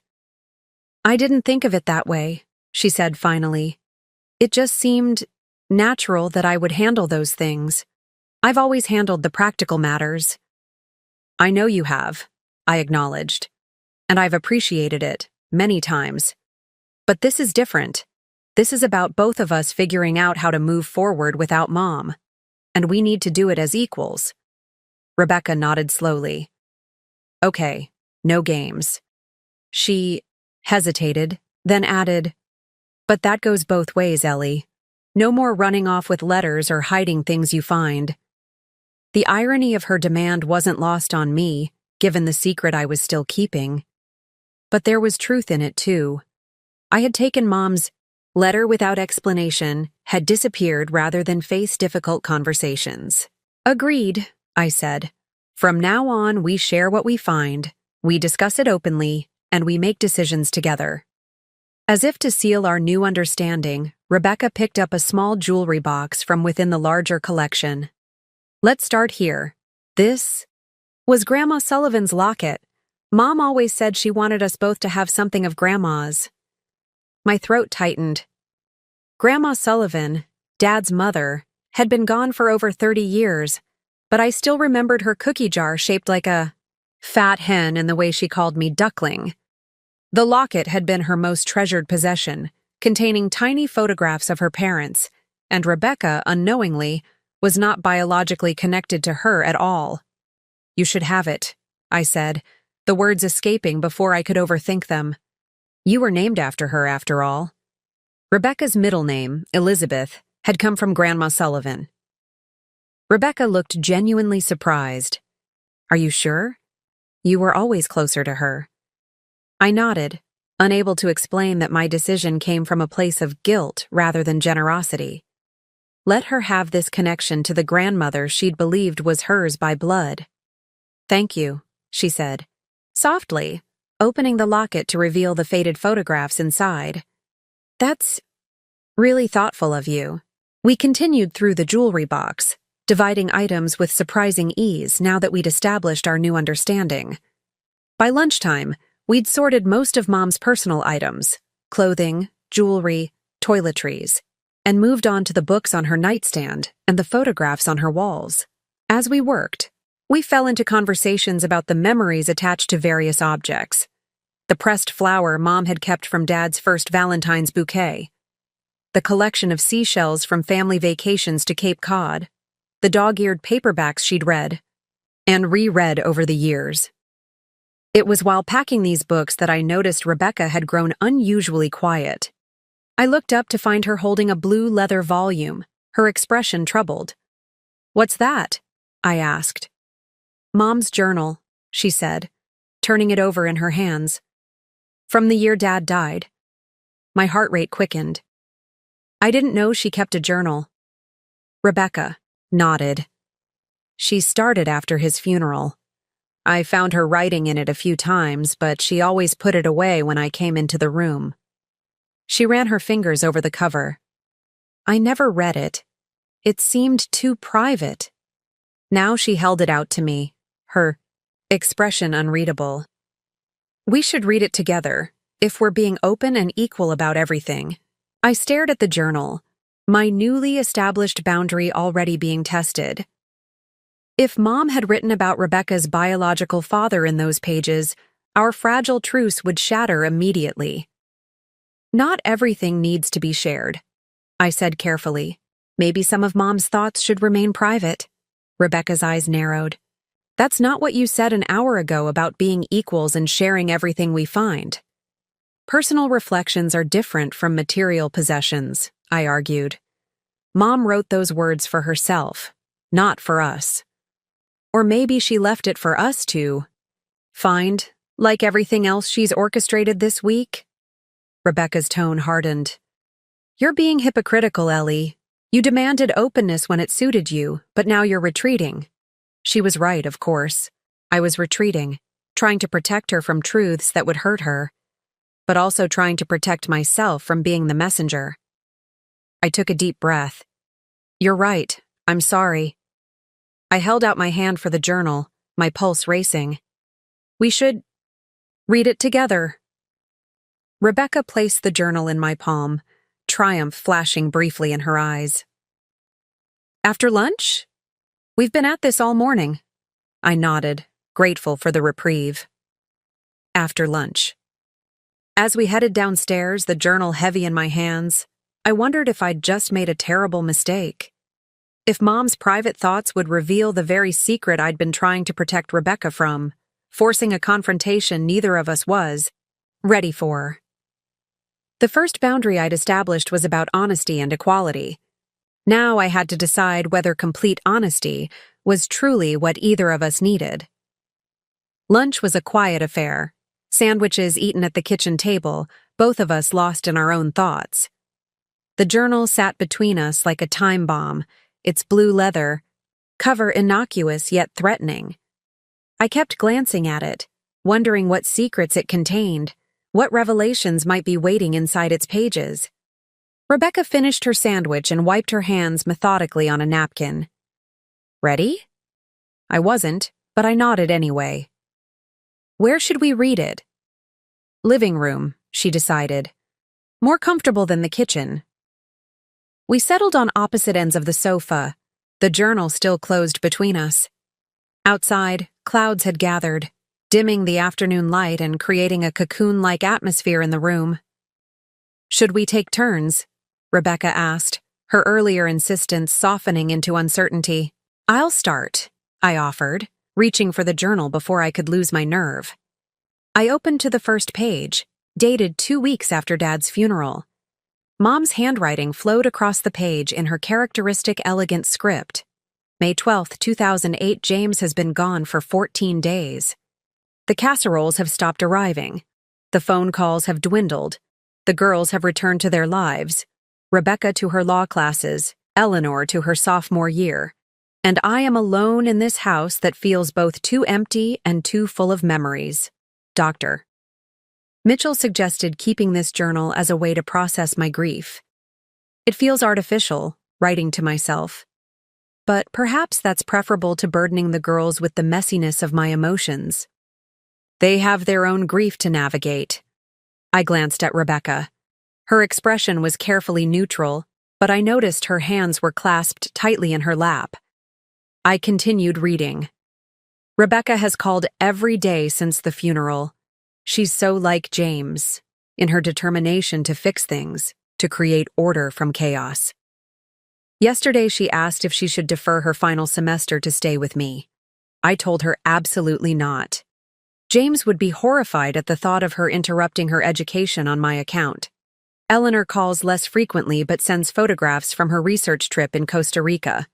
Plants and insects and sunsets, no words needed. It's her way of showing me that beauty still exists in the world, even when my own has collapsed. She's more like me in that way, finding comfort in the natural world when human connections become too painful. Rebecca shifted beside me. She understood us both so well. I nodded, continuing to the next entry. May 19th, 2008, found myself in James's closet today. His clothes still smell like him. I couldn't bring myself to pack anything away. How do you erase 27 years of marriage? How do you decide which artifacts of a life shared remain and which must go? Rebecca wants me to start making these decisions. Eleanor says there's no rush. I find myself caught between their approaches, just as I always have been. I turned the page, every mention of Dad causing a twist of anxiety. Would Mom have written about Rebecca's biological father? Would the truth be revealed in the most abrupt and painful way possible? June 3rd, 2008. Dinner with Thomas tonight. My heart stopped. Thomas Lawson, Rebecca's biological father. I faltered, my voice trailing off. "What is it?" Rebecca asked sharply. I swallowed hard and forced myself to continue. "Dinner with Thomas tonight. My brother means well, but his grief for James is different from mine. He lost a brother-in-law, a friend of 30 years. I lost my North Star. He keeps trying to reminisce about fishing trips and Super Bowl parties, while I can barely speak James's name without feeling like I'm drowning." Relief washed over me. "Thomas was our uncle, Mom's brother, not Thomas Lawson." I'd forgotten Uncle Thomas had come to stay for a few weeks after Dad died. The girls respond so differently to their uncle's presence. Rebecca keeps him at a distance, answering his questions, politely but briefly. Eleanor seeks him out, asking about family stories, about James as a young man. I wonder if it's because she feels she has 15 fewer years of memories than her sister does, always trying to fill in the gaps of her knowledge of her father. I handed the journal to Rebecca. "Your turn." She took it hesitantly, as if it might burn her fingers. Her voice was steadier than mine as she read, "June 10th, 2008 found an old photograph album in the attic today. Pictures from before the girls were born, from when James and I were first married. We look so young, so certain that life would unfold exactly as we planned. A photograph of the four of us at the beach, Eleanor just a toddler, Rebecca holding her hand at the edge of the water. James captured that moment perfectly, Rebecca already. The protector, the responsible one. Eleanor fearless, eager to rush into the waves. I've been thinking about the secrets we keep, even from those we love most. The things we never say because we fear the damage truth might do. James and I had our secrets from each other, small ones mostly, but some larger ones that we carried silently, out of love or fear, or some complex mixture of both. Rebecca's voice faltered slightly on the last line. She looked up at me. "What do you think she meant? What secrets?" I shrugged, trying to appear casual while my pulse raced.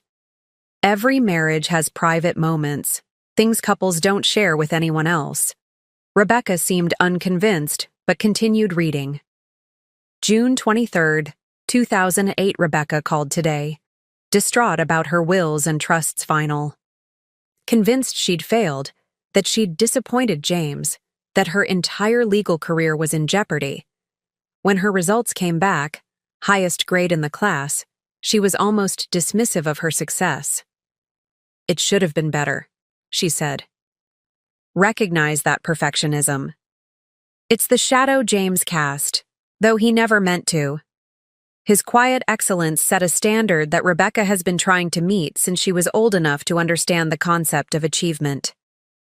I wonder if she knows that he struggled with the same demons, the constant fear of not being good enough, of not deserving his success. Sometimes I think his greatest regret was not telling Rebecca the truth about." Rebecca stopped abruptly, her face paling. "The rest of the page is torn out." I leaned over to look. She was right. The next page had been carefully removed, leaving only a jagged edge where it had been torn from the binding. "Why would Mom tear out a page?" Rebecca asked, her voice strained. My mouth went dry. Maybe she wrote something she later regretted. Something too private. About Dad's greatest regret? About the truth? Rebecca's legal mind was already connecting dots, seeking patterns. "What truth, Ellie? What was Dad supposed to tell me?" I forced myself to meet her gaze. "I don't know." The lie felt heavy on my tongue, but what choice did I have? To blurt out here, in the middle of reading, Mom's private thoughts that Dad wasn't her biological father? That would be cruel beyond measure. Rebecca turned back to the journal, flipping through the next few pages. "There are more missing. 3 more pages torn out, all from late June." My stomach twisted. Had Mom written about Thomas Lawson, then, thought better of leaving such revelations in her journal where they might be found? Maybe we should stop reading, I suggested. These were her private thoughts during a difficult time. Rebecca closed the journal, her expression troubled. No. You were right earlier about respecting Mom's privacy. She set the journal on the coffee table. But those missing pages, they feel significant. People often write things in journals they later wish they hadn't, I said, especially when grieving. Rebecca nodded slowly, but I could see her mind, working, filing away this new mystery alongside the others that had emerged since Mom's death. We should finish sorting her bedroom, she said finally, rising from the sofa. We've still got the rest of the house to get through this week. I followed her upstairs, relief mingling with renewed anxiety. We'd dodged one potential revelation, but Mom's journal had introduced a new complication. Dad's greatest regret about not telling Rebecca the truth was too specific to ignore. And Rebecca, with her analytical mind and attention to detail, was unlikely to let it go. As we returned to the methodical work of sorting through Mom's belongings, I noticed a new tension in Rebecca's movements, a preoccupation in her expression. The easy cooperation of the morning had been replaced by the watchfulness of someone who senses they're not being told the whole truth. I'd established a boundary about honesty and openness, only to break it almost immediately. The unexpected consequence of reading Mom's journal wasn't the revelation I'd feared, but something possibly worse. Rebecca's growing suspicion that important truths were being withheld from her. And she was right. By the third day of our enforced cohabitation, a new pattern had emerged between Rebecca and me. On the surface, we maintained a civil, even cooperative approach to sorting through Mom's possessions. We worked efficiently through the study, organizing financial documents, cataloging books, determining which furniture pieces to keep or donate. But beneath that functional exterior, something had shifted. Rebecca watched me constantly, her gaze analytical and searching, especially when she thought I wasn't looking. She asked casual questions that felt like cross-examinations. Had Mom ever mentioned changing her will to me? Did I remember Uncle Thomas saying anything unusual during his visit after Dad died? Had Dad ever talked to me about family secrets? I answered truthfully when I could, evasively when necessary, all while feeling the weight of the real secret growing heavier by the hour. I found something interesting, Rebecca announced late that afternoon as we sorted through Dad's old desk, in the study. Her tone was deliberately casual, but there was an underlying sharpness that put me instantly on alert. What is it? I asked, looking up from the stack of old academic journals I'd been sorting. Rebecca held up a manila folder. Medical records, Dad's and Mom's. She flipped it open, scanning the contents with practiced efficiency. Annual physicals, vaccination records, blood work. I continued sorting journals, trying to appear unconcerned. That makes sense. Mom kept everything organized. Rebecca turned a page, then another. It's odd, though. What is? Dad's blood type was O negative. She looked up at me. That's not common. Only about 6% of the population. I set down the journal I'd been holding, my hands suddenly unsteady. Is that relevant to anything? Rebecca shrugged, but her eyes remained fixed on mine. Just interesting from a medical history perspective. Do you know your blood type, Ellie? A positive, I answered, then immediately regretted it. Same as Mom, Rebecca observed. I'm AB positive. I forced myself to hold her gaze, though my heart was pounding. Basic genetics had never been my strong suit, but even I knew enough to understand what she was implying. If Dad was O negative, he couldn't possibly be the biological father of someone with AB blood. Blood types are complicated, I said, reaching for another journal. I barely remember that unit from high school biology. They're not that complicated, Rebecca countered. In fact, they follow very specific inheritance patterns.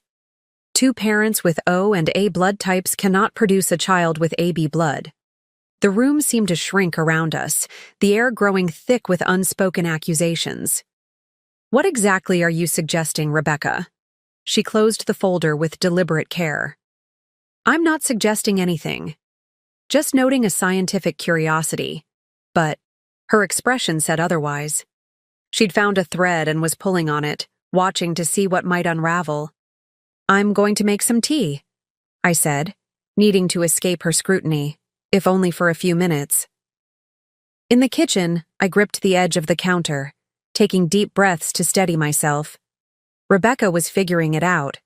Of course she was. She'd always been methodical, detail-oriented, relentless in pursuing answers. The missing journal pages had triggered her suspicion, and now the blood-type discovery was adding fuel to the fire. I heard her footsteps on the stairs, then the sound of her bedroom door closing. She was giving me space, or perhaps giving herself. Time to process what she'd discovered. My phone buzzed with a text from Richard Hoffman, just checking in. "How is the week progressing? Any questions about Margaret's instructions?" I stared at the message, tempted to ask if he knew about Rebecca's parentage, if that was part of what awaited us in the safe deposit box. But I didn't. Whatever Mom had arranged, she'd intended us to follow her carefully constructed path. Jumping ahead would only create more chaos. "We're making progress," I replied. "No questions yet." The kettle whistled, pulling me back to the immediate task. I made 2 cups of tea and carried them upstairs, pausing outside Rebecca's door. After a moment's hesitation, I knocked gently. "Come in," she called, her voice composed once more. I entered to find her sitting on the edge of her bed, the manila folder of medical records open beside her. On her lap was a leather-bound volume I recognized as our family photo album. "I brought you tea," I said, setting the cup on her nightstand. "Thanks." She didn't look up from the album. "I've been looking at these old photos of Dad, trying to see myself in his features." The simple statement broke my heart. She was already questioning her identity, searching for confirmation of the connection she'd always believed was hers by birth. "Rebecca, don't," she interrupted sharply. "I'm not ready to discuss what I'm thinking right now. I need more information." I nodded, respecting her request, though every instinct urged me to explain, to soften the blow that was coming. "We should get back to the study," she said, closing the album with finality. "We still have half the desk to sort through." As we returned to our work, the distance between us had grown immeasurably.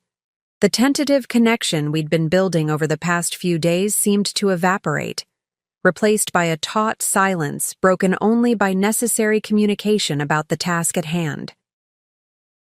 Rebecca had always valued truth and transparency. I'd known that withholding information from her was risky. Now, sensing she'd been deceived about something fundamental to her identity, she was retreating behind walls higher and stronger than ever before. When evening came, rather than sharing dinner as we had the previous nights, Rebecca announced she had calls to make and took a sandwich to her room. I ate alone at the kitchen table, the empty chair across from me a stark reminder of how quickly our progress could unravel. 4 days remained until we could access the safe deposit box. 4 days to decide whether to tell Rebecca the truth myself, or let Mom's arrangements reveal it in whatever way she had planned. Either way, the facade was crumbling, the escalation had begun, and there would be no going back. The 4th day dawned with a thunderstorm, dark clouds rolling across the sky, rain lashing against the windows, occasional flashes of lightning illuminating the pre-dawn darkness. I'd slept poorly, dreams filled with torn journal pages and accusing eyes. When I made my way downstairs, I was surprised to find Rebecca already in the kitchen, surrounded by boxes of old photographs and albums that hadn't been there the night before. "I've been up since 4, she said by way of explanation, not looking up from the images spread across the table. "Found these in the basement." I poured myself coffee from the pot she'd made. "Find anything interesting?" "You could say that." Her voice was controlled, each word precisely measured. She selected a photograph and held it out to me. It was faded, but still clear enough. Mom, much younger, with her arm around a man I didn't recognize. They were laughing at something off camera, their posture suggesting easy intimacy. "Who is that?" I asked, though I already suspected the answer. "I was hoping you might tell me." Rebecca's eyes were red-rimmed but dry, her expression a careful mask of neutrality. "There are dozens of photos of this man with Mom, all dated before she met Dad, all with his name written on the back. Thomas Lawson." My hand trembled slightly as I set down my coffee mug. The moment had arrived, ready or not. "Rebecca, don't." She held up a hand. "Just answer one question. Is this man my biological father?" The directness of her question left no room for evasion. I'd spent days trying to find the right way to tell her this truth, the gentle path that would cause the least pain. But there was no gentle path. There was only the truth, stark and unavoidable. "Yes," I said quietly. "He is." Rebecca nodded once, as if confirming a theory rather than receiving life-altering information. "And you knew. That's what was in Mom's letter to you." It wasn't a question, but I answered anyway. "Yes, she explained everything. She was engaged to Thomas before she met Dad. He left before you were born. Dad adopted you when you were a baby. When were you planning to tell me?" The control in her voice was slipping, anger beginning to seep through. I met her gaze directly. "I didn't know if I should. Mom left the letter for me to find, but she left it up to me whether to share it with you. I was trying to protect you." "Protect me." She repeated the words flatly. By lying to my face when I asked what was in the letter, by watching me search for answers without offering any, by letting me question my own memories and identity without saying a word. Each accusation landed like a physical blow. She was right. I'd failed her. Not just these past few days, but in the moment I'd chosen to conceal the truth. "I'm sorry," I said, the words wholly inadequate. You thought you knew what was best for me." Rebecca stood abruptly, gathering the photographs with jerky movements. "Just like Mom and Dad did. Just like everyone has always done. Poor Rebecca, too fragile to handle the truth about her own life." "That's not fair," I protested. "Mom kept this secret for 40 years because she and Dad thought it would hurt you unnecessarily." I was trying to honor their judgment. "Their judgment?" Rebecca's laugh was sharp and bitter. "Their judgment was to build our entire family on a lie, to let me believe James Sullivan was my biological father, to never tell me about the man whose blood actually runs in my veins." She tapped the photograph of Thomas Lawson. "Did Mom's letter explain why she never told me about him? Why they decided I didn't deserve to know my own origin story?" I hesitated, remembering Mom's explanations. "Thomas left before you were born. He had untreated bipolar disorder. He died in a car accident when you were 3. Mom and Dad felt there was no point in complicating your life with knowledge of a father who would never be part of it." Rebecca absorbed this information with a visible effort at control. "And what else did Mom's letter say? What other secrets has everyone been keeping from me?" I took a deep breath. "Mom said that after Dad died, you became almost obsessive about being recognized as his real daughter. She thought you might have sensed the truth somehow." Rebecca's face paled. "I was grieving my father. I was trying to preserve his memory." "I know," I said gently. "And he was your father in every way that mattered. He loved you completely." "Don't tell me how he felt," she snapped. "You have no idea what it's like to discover your entire identity is based on a lie. That the family stories you've cherished, the heritage you've claimed, the man you've mourned as your father, it was all a fabrication." "Not a fabrication," I insisted. "Dad chose you, Rebecca. He adopted you because he wanted to be your father. That's more meaningful than biology." She stared at me for a long moment. her expression shifting from anger to something more complex. Hurt, betrayal, and beneath it all, a profound grief. "Where is it?" she asked finally. "Where is what?" "Mom's letter. The one that explains all of this. I want to read it myself." I hesitated. "Are you sure? It's pretty detailed about—" "Stop," she interrupted fiercely. "Stop treating me like I can't handle the truth. I'm not a child, Ellie. I'm a 40-year-old woman who has just discovered. Her entire family has been lying to her for her entire life. I deserve to read Mom's words for myself." She was right, of course. I'd kept the truth from her out of love, out of a misguided desire to protect her. But in doing so, I'd only compounded the betrayal she now felt. "It's in my suitcase," I said. "I'll get it." As I climbed the stairs to my room, thunder rattled the windows, a perfect accompaniment to the storm breaking between Rebecca and me. I retrieved the letter from where I'd hidden it beneath my clothes, along with the documents Mom had included: the birth certificate, the adoption papers, the photographs of Thomas Lawson. When I returned to the kitchen, Rebecca was standing by the window, watching the rain. She turned as I entered, her expression now carefully composed, the attorney preparing to review evidence. "Here," I said, holding out the envelope. "Everything Mom left for me. The complete truth, as she knew it." Rebecca took it, her fingers brushing mine. Our first physical contact in days. "Thank you." The simple acknowledgement felt like a tiny bridge across the chasm that had opened between us. Not forgiveness, not yet. But perhaps the first step toward understanding. She gestured toward the door. "I need to read this alone."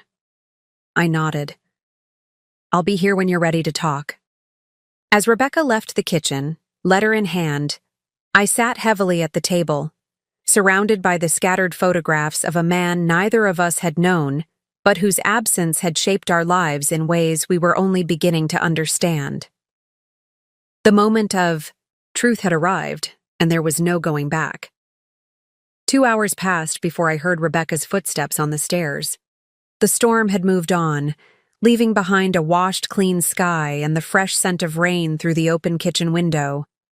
I'd remained at the table, unable to focus on anything beyond the upcoming confrontation.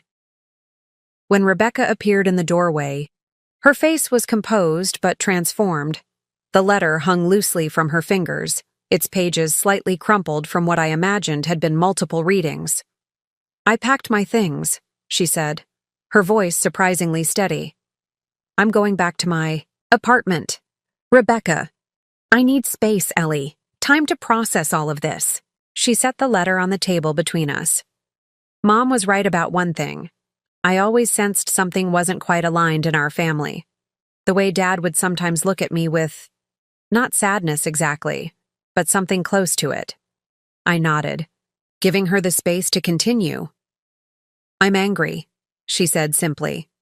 "Not just about the secret, but about everyone deciding what I could and couldn't handle. About you continuing that pattern even after Mom died." "I know," I acknowledged. "I made the wrong choice." Rebecca's gaze was direct and unwavering. "Yes, you did. But I understand why you made it." That small concession felt like the first ray of light after the storm.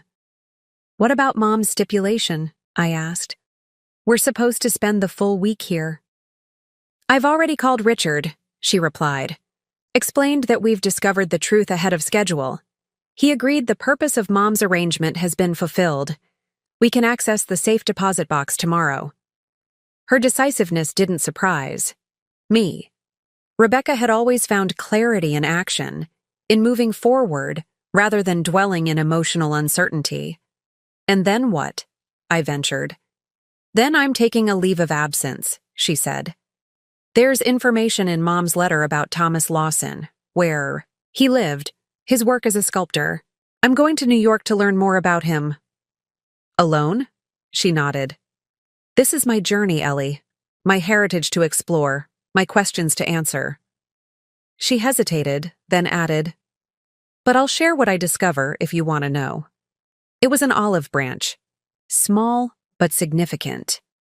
Not forgiveness yet, but an opening toward a different kind of relationship, one built on the truth rather than protection, on respect for her autonomy rather than assumptions about her needs.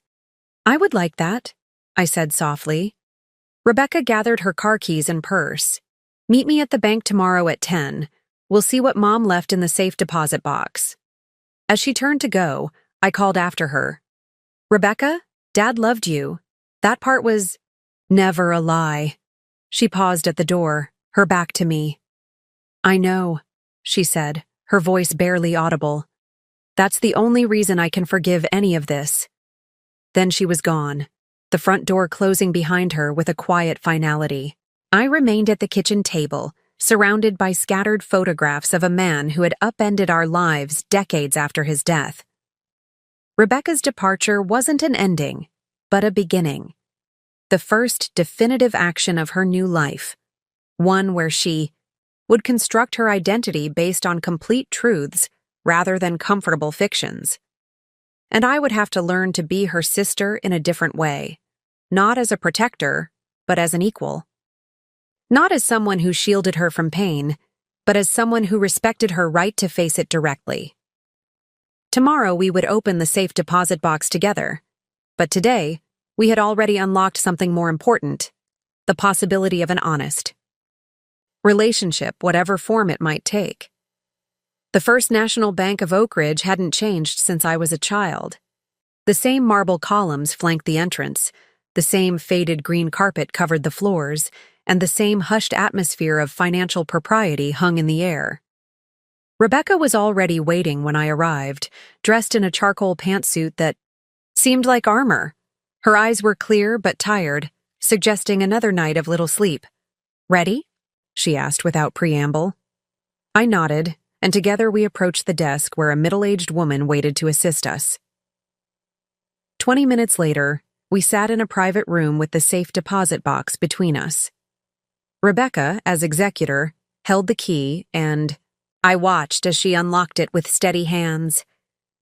Inside was a thick manila envelope with both our names written on it, a small wooden box, and a leather portfolio.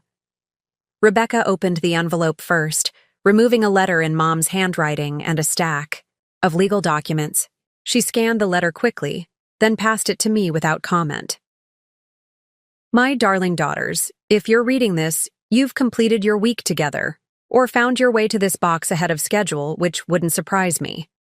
Either way, I hope you've used this time to reconnect, to remember that whatever differences exist between you, you are and always will be sisters."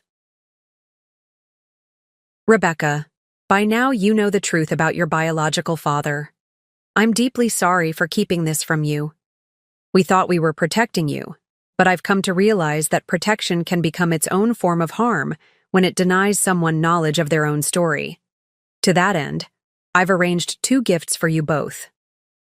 First, the legal documents enclosed transfer ownership of our house equally to both of you, not to sell, unless you both agree, but to share, a permanent family home where you can both return separately or together. Second, the wooden box contains what remains of Thomas Lawson's personal effects, things I've kept hidden for too long. They belong to Rebecca now, part of her heritage just as much as anything from the Sullivan family. The portfolio contains James's art, sketches he made over the years of both his girls. He loved you both immeasurably, in ways I could never adequately explain. Whatever you choose to do with these gifts is entirely your decision. I've done enough directing from beyond the grave. All my love. Always. Mom, I looked up to find Rebecca, examining the contents of the wooden box. A man's wristwatch, several small clay sculptures, a leather-bound sketchbook, and a bundle of letters tied with faded ribbon. His things, she said quietly. A piece of who he was.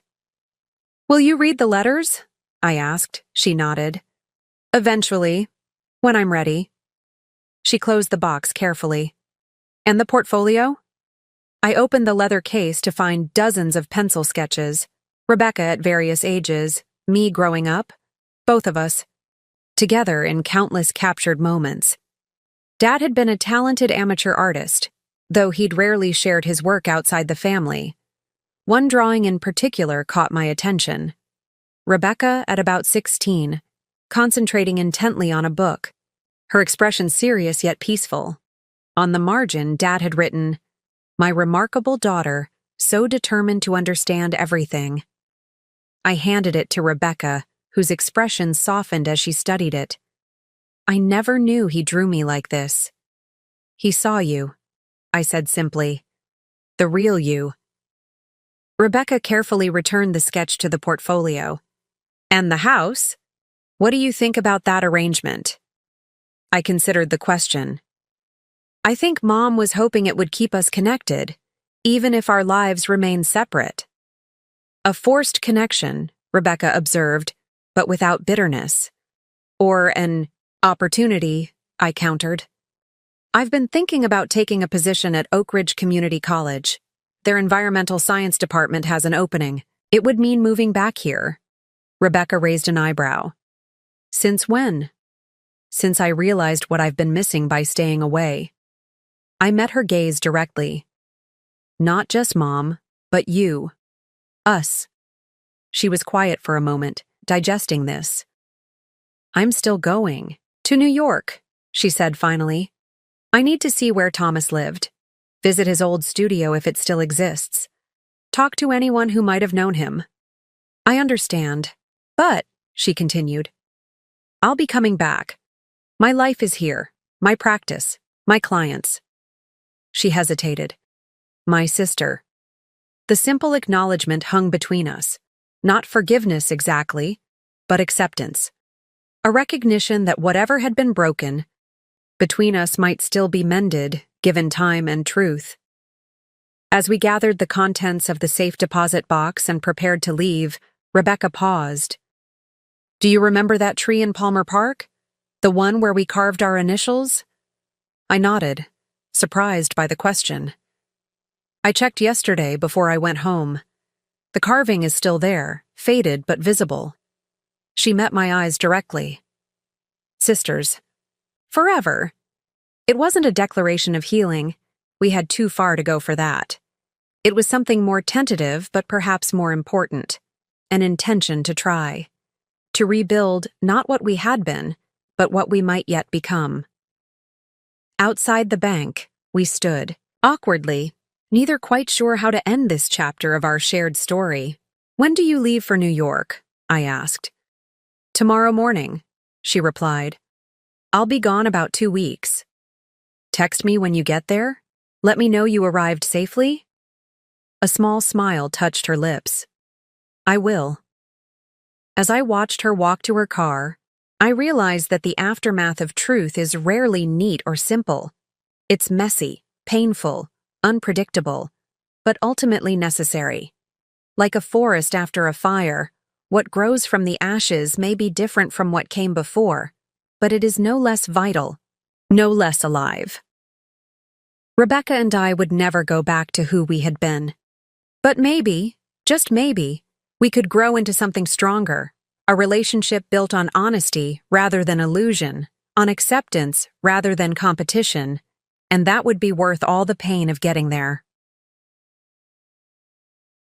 3 months after we opened the safe deposit box, I stood in Mom's kitchen, our kitchen now, unpacking boxes of dishes while summer rain pattered against the windows. The environmental science department at Oak Ridge Community College had been delighted to have a researcher with my credentials join their faculty, and I'd officially moved back to my hometown just in time for the fall semester.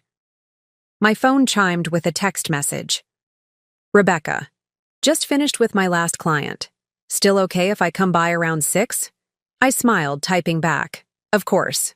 Bringing anything? Wine. The good kind, not your cheap stuff." Some things hadn't changed since her return from New York 2.5 months ago. Rebecca and I had been establishing what I thought of as our new normal, a careful, deliberate reconstruction of our relationship as adult sisters who had weathered a significant upheaval together. we weren't living in the house together. Rebecca had kept her apartment downtown, close to her law practice. I had taken over the day-to-day maintenance of Mom's house, though legally it belonged to both of us equally. But each week, we made a point of having dinner together, alternating between her place and mine. It wasn't always easy or comfortable. There were still moments of tension, old patterns that threatened to resurface. But we were trying, and that effort itself represented a profound shift from where we had been. At 6, the doorbell rang. I opened it to find Rebecca sheltering under an umbrella, a bottle of Cabernet in one hand, and a manila envelope in the other. "Started pouring just as I got out of the car," she said, shaking water from her umbrella before stepping inside. "Something smells good." "Lasagna," I replied. "Mom's recipe, though not as good as when you make it." She handed me the wine. "This needs to breathe, and I want to show you something." In the living room, Rebecca opened the manila envelope and removed several photographs. These came from Thomas's old friend Martin in New York. He found them in a storage box and thought I might want them. She laid the photos on the coffee table, images of a young Thomas Lawson in his sculpture studio at gallery openings on the streets of Manhattan in the early 1970s. He looked happy, I observed, studying the face that shared so many features with my sister. He was, according to Martin, at least when he wasn't in his depressive phases. Rebecca picked up one photo showing Thomas working on a clay model. "I have his hands, and apparently his temperament, the intensity, the perfectionism." Martin said Thomas would work for days without sleeping when inspiration hit, then crash for a week afterward. I watched her face as she spoke about Thomas, the blend of curiosity, connection, and lingering pain. "Do you wish you had known him?" She considered the question with the thoughtfulness that characterized her approach to everything. "Yes and no. I wish I'd known the truth sooner. I wish I'd had the chance to decide for myself whether to learn about him. But from everything I've discovered, he wasn't equipped to be a father. His mental illness was severe and untreated. He likely would have brought chaos rather than stability into my life." "And Dad? How do you feel about him now?" Rebecca's expression softened. "He chose me. Every day, he chose to be my father, even though he didn't have to be. That means more to me now than it ever did before." Her answer brought tears to my eyes. In all our years of competition and misunderstanding, I'd never appreciated the complexity of Rebecca's experience, how she had intuitively sensed something missing in her origin story and compensated by trying to be perfect, to be worthy of the place she occupied in our family. "I've been seeing a therapist," Rebecca continued, surprising me with her candor.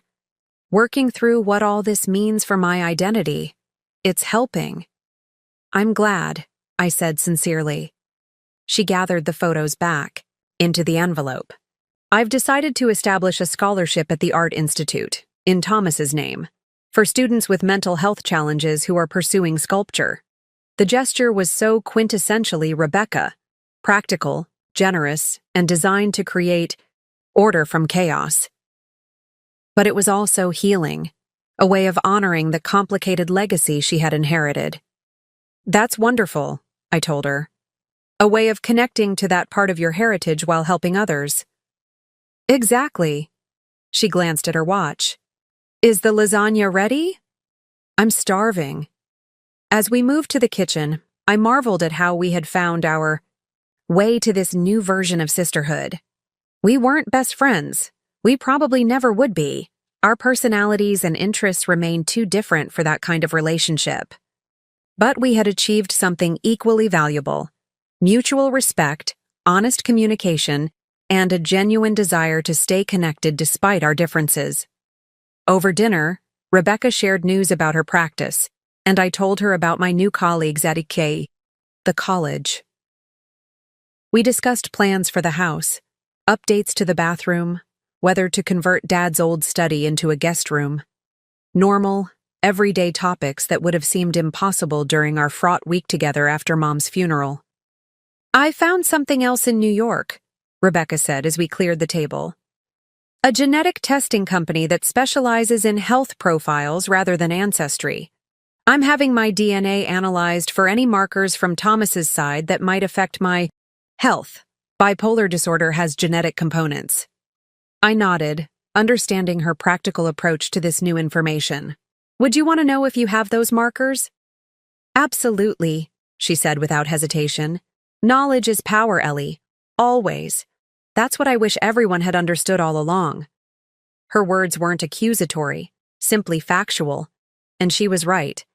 The secrets in our family had been kept with good intentions but had caused harm that truth might have prevented. As Rebecca prepared to leave later that evening, she paused at the door. "Next week at my place? I'm trying a new recipe. That Mediterranean fish dish you liked at Carvalho's." "Sounds great," I agreed. "Need me to bring anything?" "Just yourself." She hesitated, then added, "And maybe that article you mentioned about climate impact on local agriculture. Some of my clients are farmers, and I'd like to understand the issues better."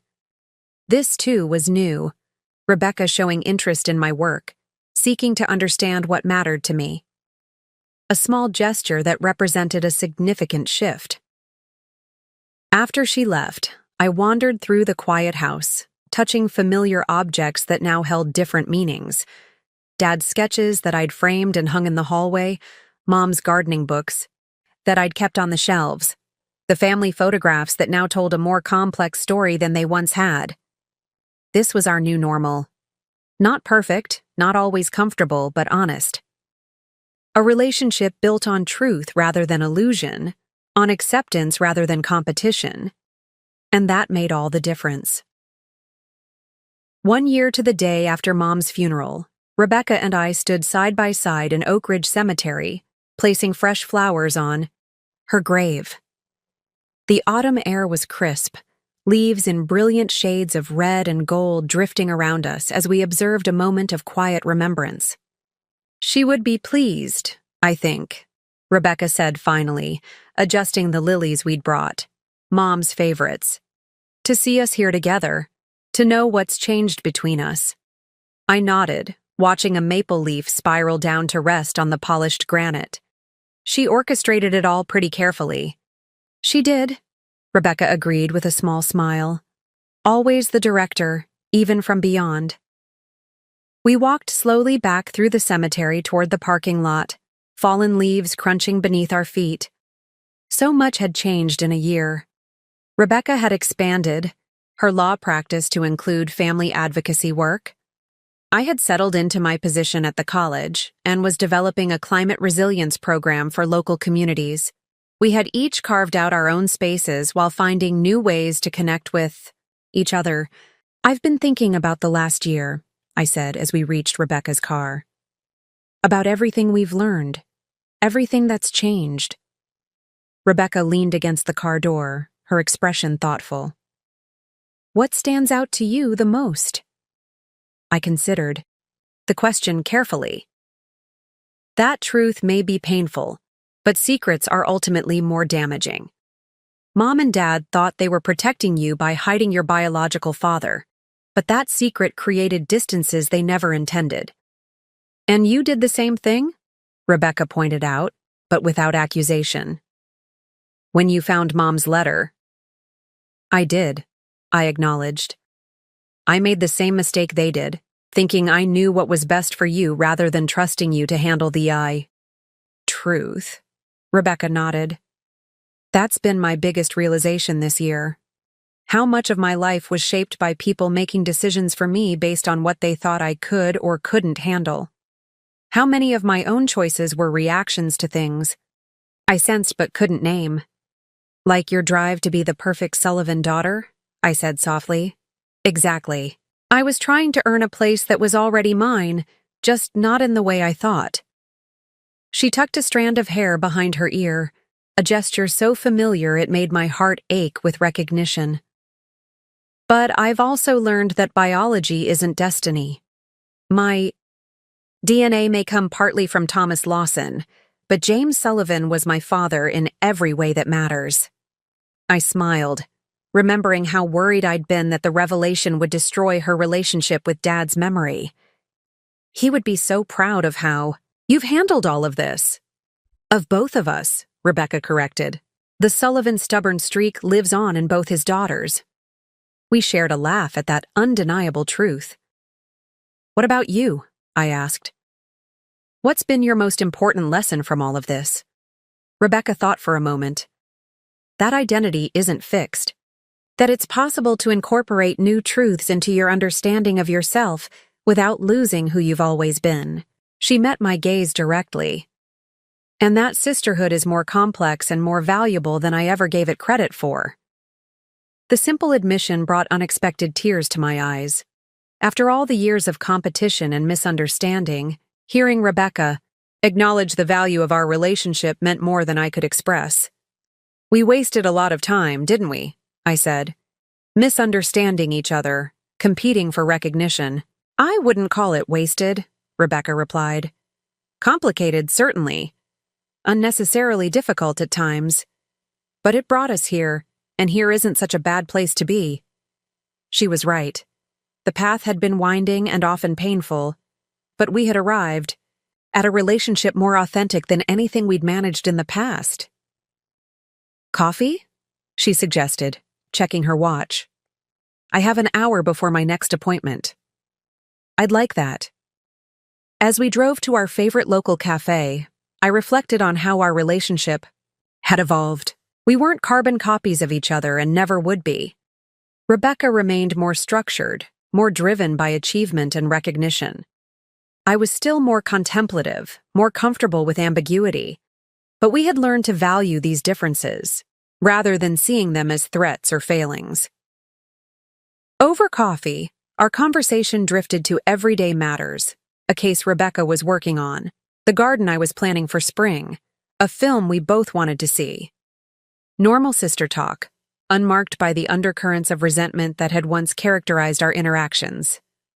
Oh, I almost forgot, Rebecca said, reaching into her bag. I found this last week while organizing my files. She handed me a faded photograph I'd never seen before, Mom and Dad at what appeared to be a picnic, each holding one of us as small children. We were all laughing at something off camera, a perfect moment of family joy captured forever. Mom's handwriting on the back says it was taken at Lake Marshall, Rebecca explained. The summer I was 4 and you were 2. I studied the image, struck by the genuine happiness evident on all our faces. We were a real family, weren't we? Despite the secrets, despite the complications, there was real love there. There was, Rebecca agreed softly. And there still is, just in a different form. As we finished our coffee and prepared to part ways, Rebecca to her law office, me to my afternoon class, I realized that was perhaps the most important wisdom we had gained. That love and family could take many forms, that they could evolve and change over time, that they could survive even the most difficult truths if approached with honesty and compassion. Same time next week? Rebecca asked as we stepped outside. My place for dinner? I'll bring dessert, I promised. That chocolate thing you like from Hanson's Bakery. Her smile, genuine without the competitive edge it once held, warmed me more than the coffee had. Perfect. We hugged briefly before heading to our respective cars. It wasn't the dramatic, emotional embrace of a Hallmark movie, but it was real. A genuine expression of the new relationship we had built from the ruins of the old. As I drove to campus, I thought about Mom's final gift to us. Not the house or the financial inheritance, but the opportunity to finally see each other clearly and to build something authentic in place of the misunderstandings that had separated us for so long. Rebecca had once said, "Mom loves me more, not you." Words thrown like weapons in the heat of grief and confusion. Now we both understood the truth. That love isn't a competition, that it doesn't diminish when shared, that it can encompass differences and complexities without losing its essential nature. That was the wisdom we had gained. Hard-won, but invaluable.